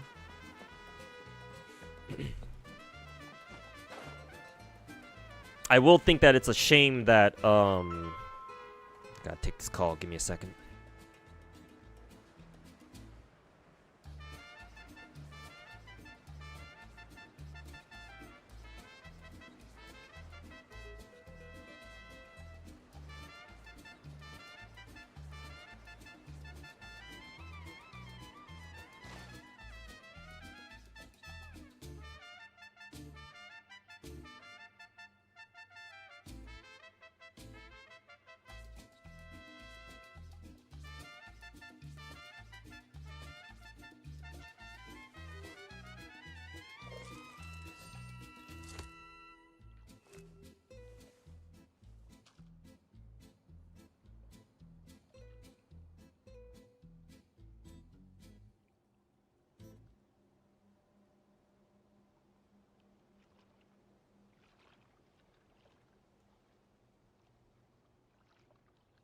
この世を渡り歩くにはより多くの身分を持った方が便利なの。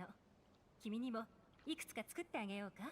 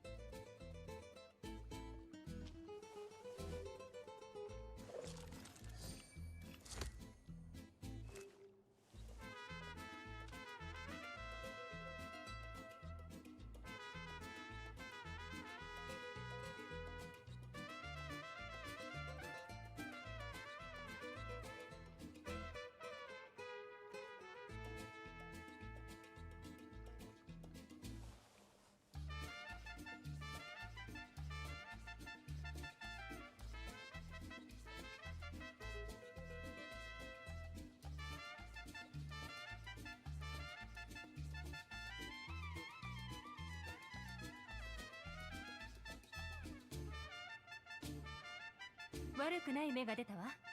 今日も引き続きサボりましょう。調子が良くなってから仕事を一気に終わらせるわよ。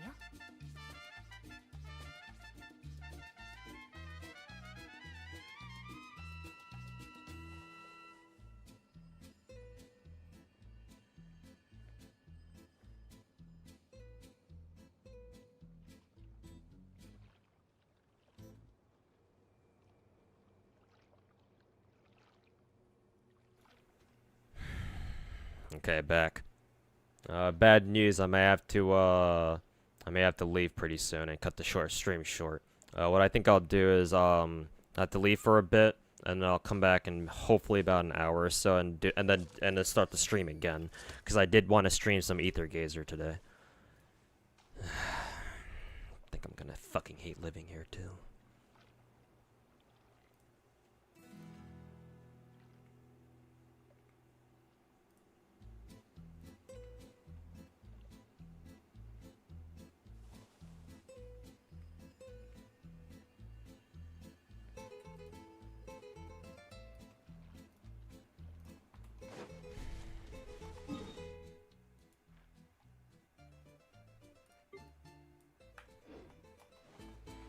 Well, let's see if I can get to 75%, 80% before I have to leave.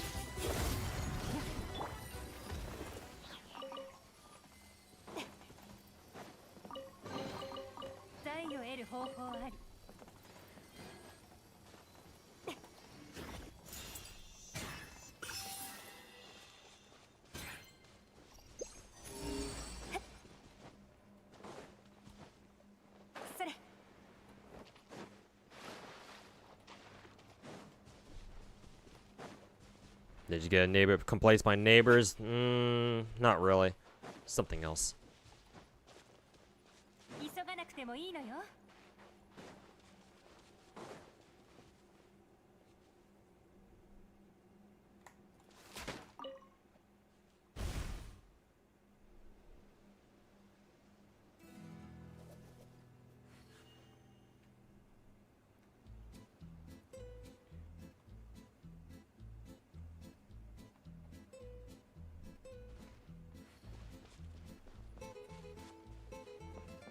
Exploration should give more than just 10 primos. I mean, that's exactly the shit that I suggested earlier, so I don't know what you were listening to. But yeah, that's exactly the shit that I was saying earlier. I said before that, yeah, I think that fucking Genshin's exploration should give you more than just fucking 10 or 15 primos at a time. So yeah, it seems like we're arguing over the exact same fucking shit there.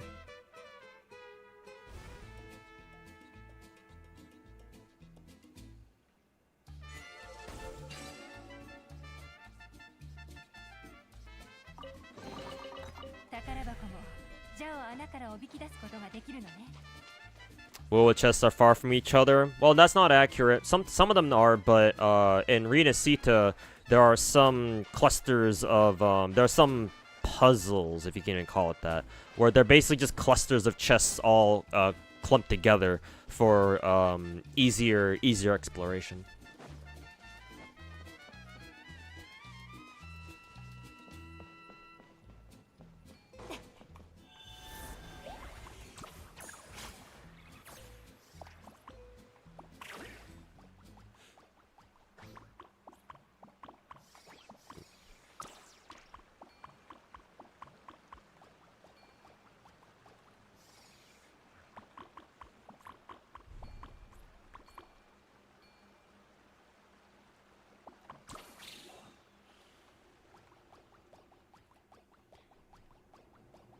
You won't find a new weapon upgrade or a cool piece of gear exploring in Gacha ever. I think they can. It's just that obviously gacha games wouldn't want to do that because why give characters free gear when you can just have them pay for it instead, you know? I don't know exactly what I did there, but sure.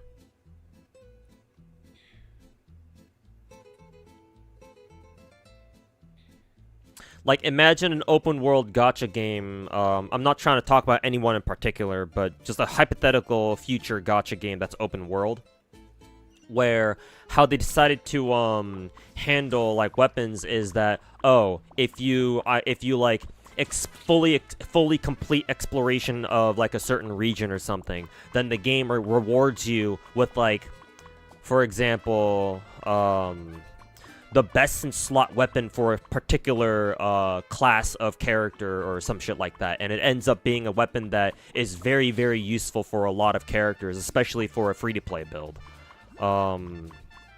Or, right, you have to like travel to this very obscure area of the map. And then there, once you find it, your reward is something very similar. Right, a weapon that ends up being like the best weapon, the best free-to-play weapon, for like a certain character archetype or something. I don't know. And on top of that, of course, everyone's favorite, like gem reward of some kind, just as the cherry on top type of thing. Nope, didn't need to do that. Oh, there's a chest right there.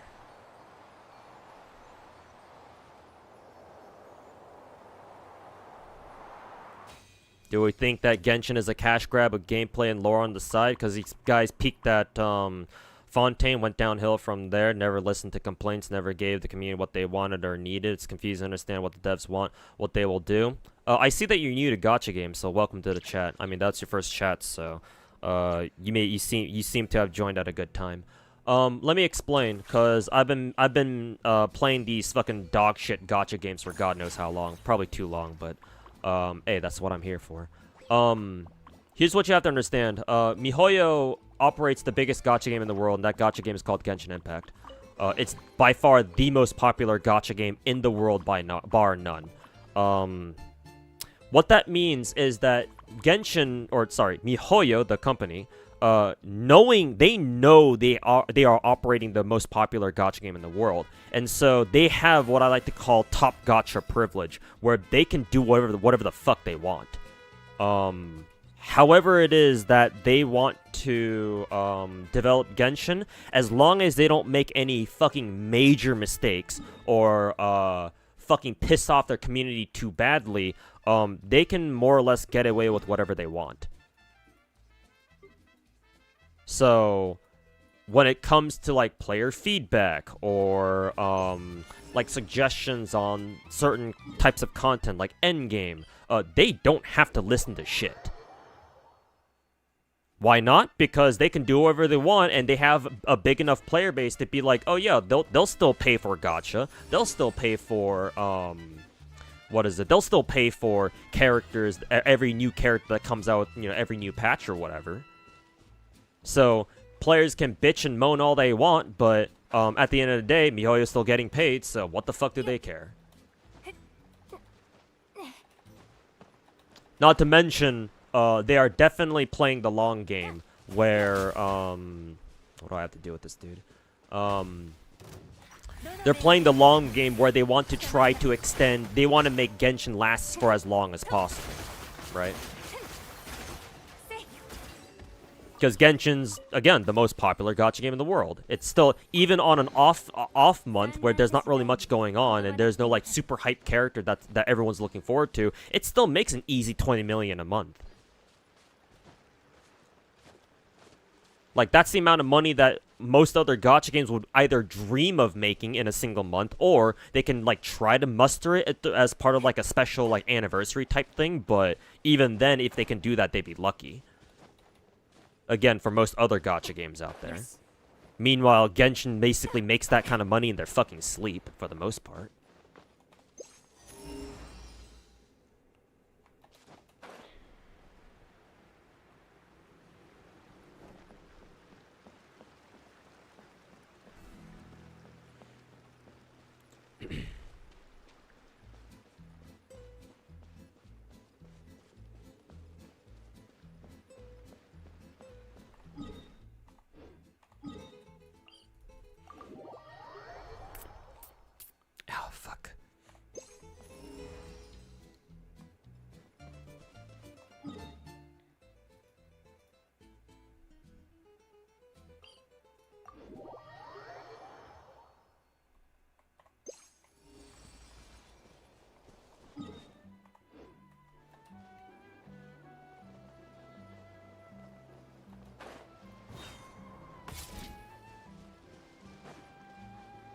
急がなくてもいいのよ。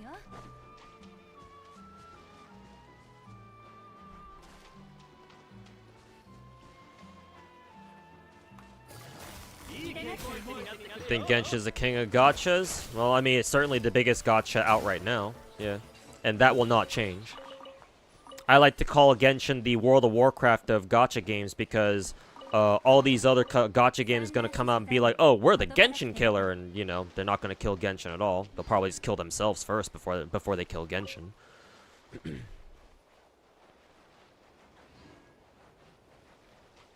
However, I do think that more gacha games coming out is still very important because even if they can't straight up kill Genshin, what they are doing is at least still providing some competition. Obviously individual gacha games won't be able to challenge Genshin's throne, but together, right? Maybe together, perhaps just maybe, if they maybe not join forces, because that, you know, I don't know if gacha companies or not. I don't know if different gacha companies would like unite to take down Genshin in particular. I don't think they go that far, and probably won't even happen anyway, even if they wanted to. The hell did I press? Oh, it's just another challenge. However, it's still important to have that sort of competition, you know. How did that miss?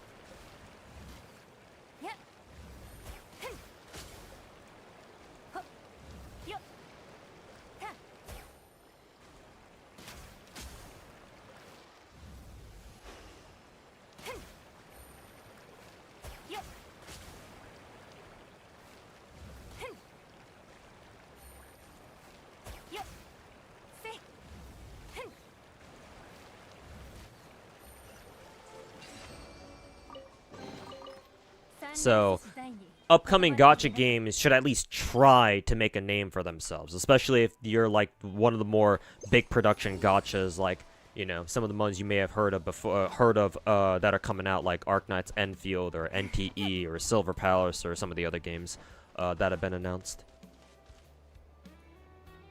Kind of like Death by 1,000 Cuts, I guess, sort of, yeah, sort of something like that.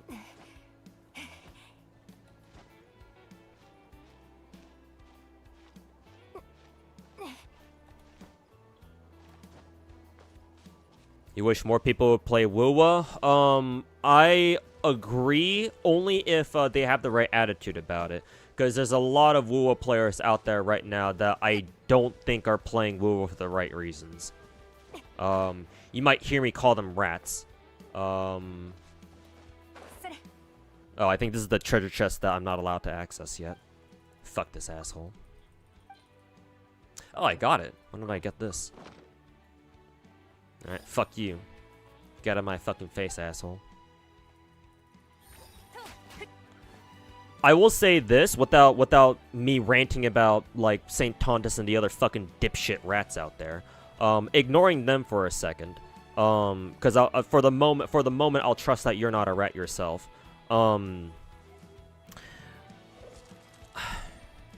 Kuro Game, I genuinely believe that Kuro Game should not have rushed out Wuthering Waves, man. I think Wuthering Waves could have done so much better if they didn't botch their fucking launch. It wasn't like a complete fucking failure, don't get me wrong. It still had an okay launch at the end of the day, but like, man, it could have been so much fucking better, man. Like, all the issues they had, especially the performance issues, Jesus. All the issues they had at launch really turned off a lot of people, and in my experience, the most popular a gacha game will ever be is when they launch. Like the first like month or so of the server launching, like when the game first comes out. It depends on the gacha game, of course, like depending on how popular it ends up being. Like obviously Genshin had an incredible honeymoon period, so like they were able to retain a lot of their players even after the first like, you know, several months of the game being out. WoWa could have had a much better honeymoon period if they had just like stayed 6 more months in development, where Kuro Game just polished up the game and like, you know, just left it in the oven to cook a little more. Then I think it would have had a much better start. But my assumption is that, or my theory is that, like, they were running out of budget money or something. It's either that or Tencent, assuming they had, you know, half of Kuro's ownership, or half ownership of Kuro at that time. Maybe Tencent was pressuring Kuro to, like, no, release the game now. We need the fucking money. Whatever the reason, I wish they didn't launch the game six months earlier or whatever. Because, man, all those issues they had at launch really, like, I think it genuinely hurt the game. Like, I genuinely think Wuthering Waves could be a much bigger game. I don't know by how much, to be fair. I think it would have been bigger for sure, but like Genshin level, I don't think so. But undoubtedly, I think it would have had a bigger, like, player base for sure. Nowadays, if it had a much smoother launch. But that always bothers me about WoWa. Like, if they had just nailed their launch, there would be more players, like, playing and talking about WoWa. So that's a damn shame.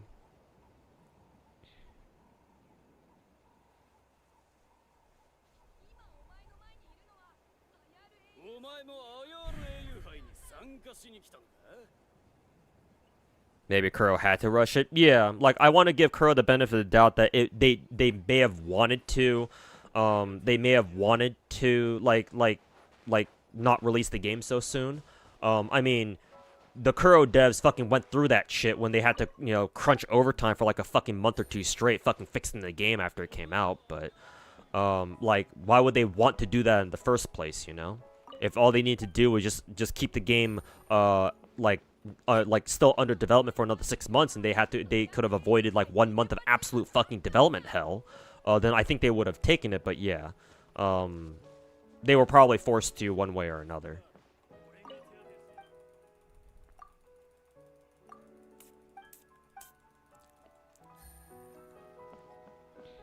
Genshin had COVID too. Well, yeah, obviously, but, you know, at this point it's kind of a given. Not only that, but it's like, well, you know, I don't think it's very realistic for gacha games to expect another pandemic buff nowadays. Well, I mean, you never know. It's a CCP we're talking about. But, you know, barring China, the CCP accidentally being like, oops, sorry guys. Assuming, you know, we don't have another episode like kind of like that again. Yeah, it's like, yeah, you can bring up Genshin having the pandemic buff, but, like, that was like a Genshin unique, that was a buff unique to Genshin. Like, all other gacha games coming out these days, they're not gonna have that, so. Okay, what am I supposed to do here, actually? Talking to these guys. Oh, now I can talk to them.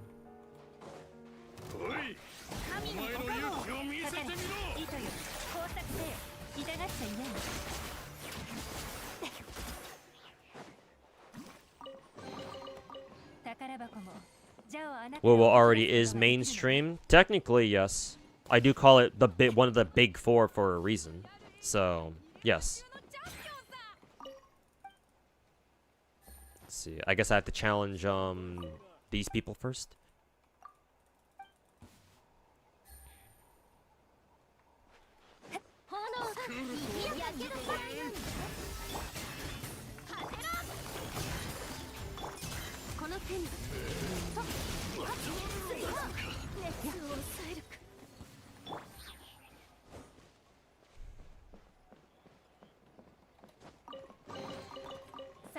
Genshin was a solid game, plus pandemic buff. Not only that, but remember, what is it? Back then, a lot of people were being were really suspicious of, like, a lot of AAA games back then, because we were going through. I'm pretty sure we're still going through, like, a streak of, like, AAA games by, you know, Western studios, or even by, like, Japanese studios too, for that matter, where the games were either just subpar or people were like, nah, bro, these games are fucking trash. So Genshin coming out at the time that it did provided a very welcome like alternative that people had never thought of, never considered before, right? Because people, at the end of the day, most people just want to play a fun game that looks good, right? Most people aren't looking for, like, the next best, like, fucking game of the year shit, though, you know. That it'd be nice if they come, if, you know, whenever they came out. But, you know, most people aren't expecting, like, fucking award-winning video games or anything. They just want something to pass the time, especially during the pandemic. And so Genshin came along and did that in spades. Yeah, the AAA Western slump was in full force at the time, yeah. So, a lot of different factors, yeah. And don't forget, MiHoYo actually actually had the 200 or 300 IQ move of, you know, hey, what if we sponsored, like, literally everyone to play our game? What would happen if we did that? I mean, they already spent 100 mil on developing the game itself. You know, what's another, you know, couple mil to sponsor, like, all the fucking streamers under the sun? You know, turns out, if you absolutely fucking flood social media with Genshin Impact advertisements, you know, some people will start playing it.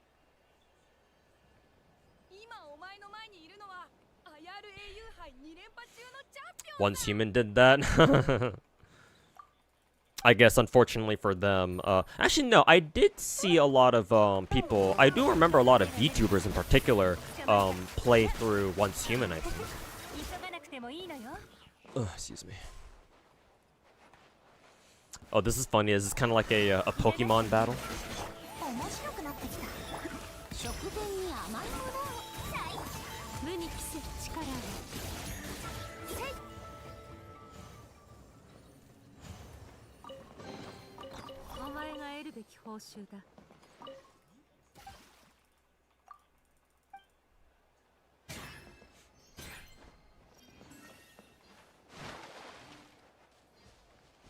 And it's completely free. Yep, the cherry on top. You don't have to pay for the game. And people are like, what? Wait a minute. You can play a game that looks this good? And is, you know, at the time anyway, was really fun? And is for free? Are you fucking kidding me?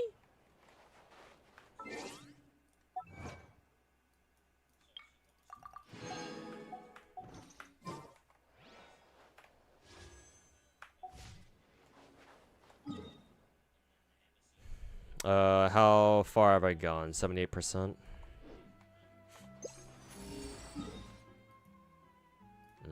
Teleport up here and we'll travel over.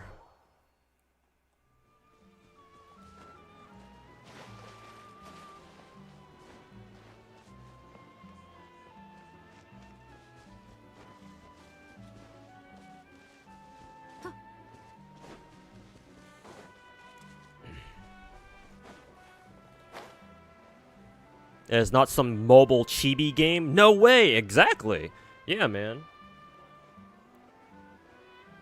Like, I don't think I'm exaggerating when I say that Genshin Impact revolutionized gacha games, because I'm pretty sure before Genshin, like, gacha games that had a PC client, like, weren't really a thing. At least I'm pretty sure. Maybe there was one, but it certainly wasn't as big as, Genshin ended up being, that's for damn sure.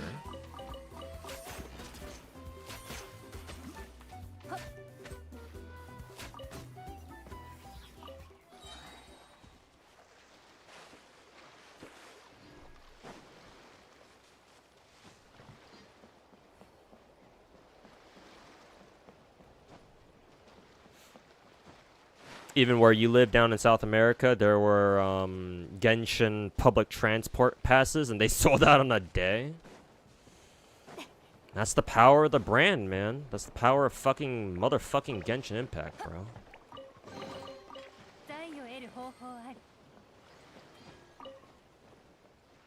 Where'd that little guy go? Ah, right over here.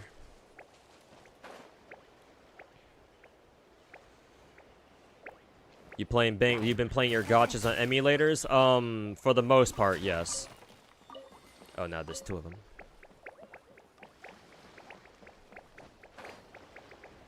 Before Genshin Impact came out, I was playing 4 other gacha games at the time. FGO. I played FGO mostly on my tablet, though. Girls Front Line 1, which I had installed both on my phone and on emulator. I also installed. I also was playing Azure Lane both on phone and mobile, both on phone and emulator, and then Arknights also both on phone and emulator. Yeah, all the gacha games I was playing before Genshin, none of them had a dedicated PC client. None of them still do, though. GFL 1 and Arknights, the developers did say that they are going to work on, or either are either going to, or they're already working on PC clients. They're just not out yet, though. But they have promised them, so we'll see when they come out. But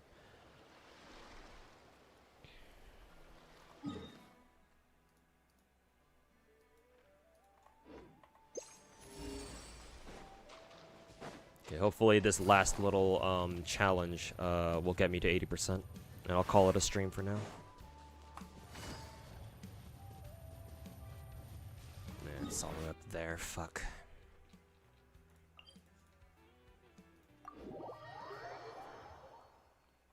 Bring back simple reactions. Unfortunately, unless they introduce a completely new element, it's the elemental mechanics aren't going to be simple anymore. As gacha games continue, the longer gacha games go, typically the more complicated the mechanics get. Even for a game like Genshin. That being said, maybe they'll put out a reaction where it's actually fairly simple. It depends on what they decide to do with what is it? Depends on what they decide to do with like new elements that they may or may not put out in the future. Because I'm of the opinion that they're going to release at least 2 more elements, like some sort of like void element and some sort of light element. I think that's going to happen eventually. I just can't prove it yet.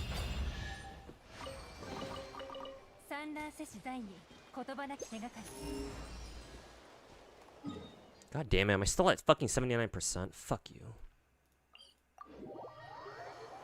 So, perhaps they'll make those new elemental reactions with those 2 new elements, or whatever new element they plan on putting into the game in the future. Perhaps they plan on making those simpler, but we'll see.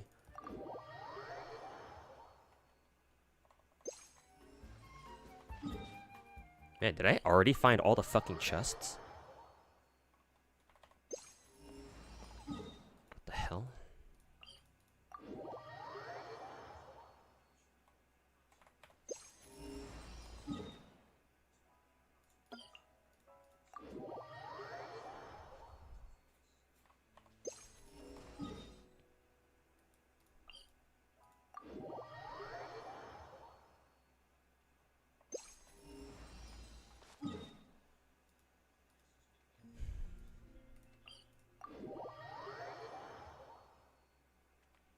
Free with quotation marks? Well, if you're gonna go down that route, Rio,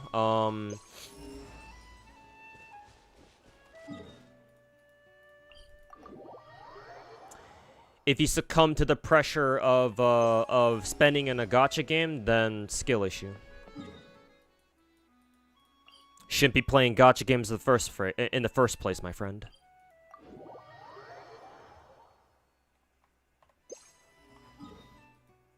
Something something if you can't handle the heat, something something.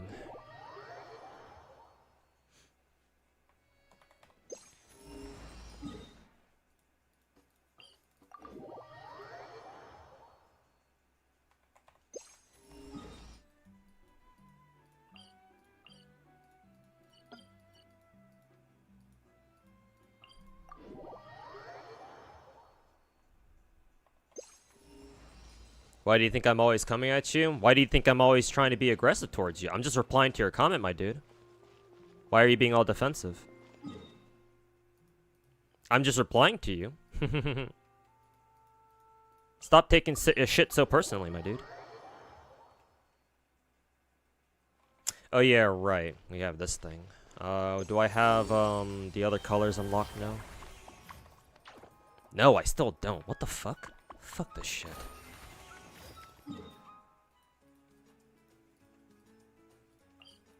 Kind of irritated that there's no treasure chest down there. But...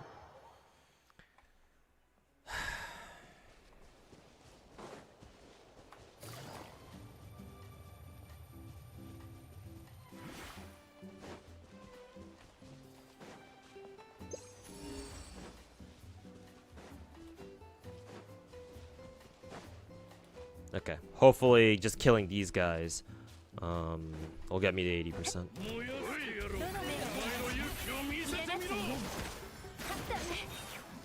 You're acting real sassy. I could say the same thing about you, Rio. Me sassy? You're the one picking fights with other people in my fucking chat, my dude.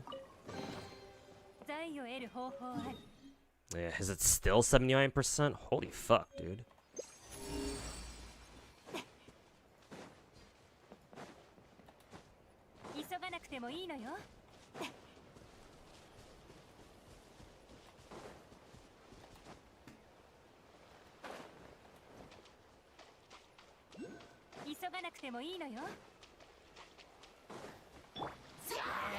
If you're still upset about that Genshin thing, it's alright, bro. I mean, you can... you can keep feeding yourselves those delusions, man. Whatever makes you sleep better at night, my dude.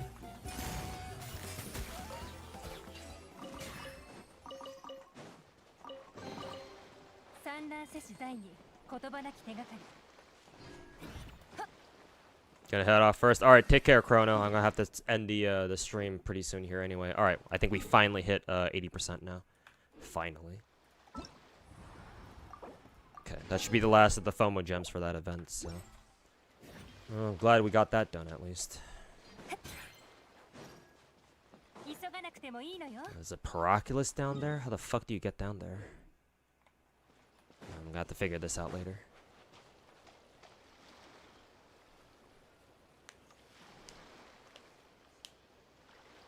You're picking fights with who? The fuck are you on? Man, you seem to remember a lot of what I say, but you don't seem to remember a lot of what you've done before, huh?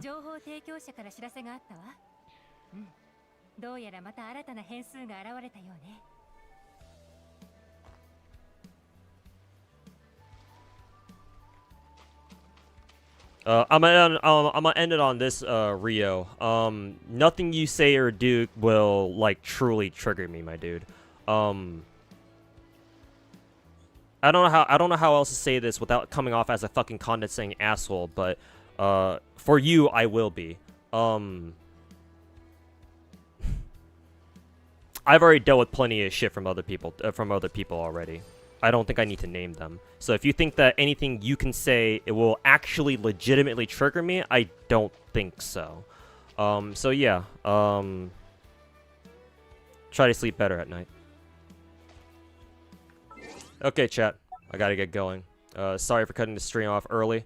I'll try to come back and do another stream, maybe about an hour from now, or maybe even longer. I did say I wanted to stream some Aether Gazer, so I'll probably do like a late night stream again. So if you guys will stick around for that, or if you guys will still stick around to catch me do the second stream, if I decide to do it, then hopefully we'll see you there. If not, then I will see you guys tomorrow, hopefully. But yeah, thanks everybody for hanging out, and chilling, talking about stuff. Yes, even you too, Rio. And yeah, let me find somebody to send you guys over to.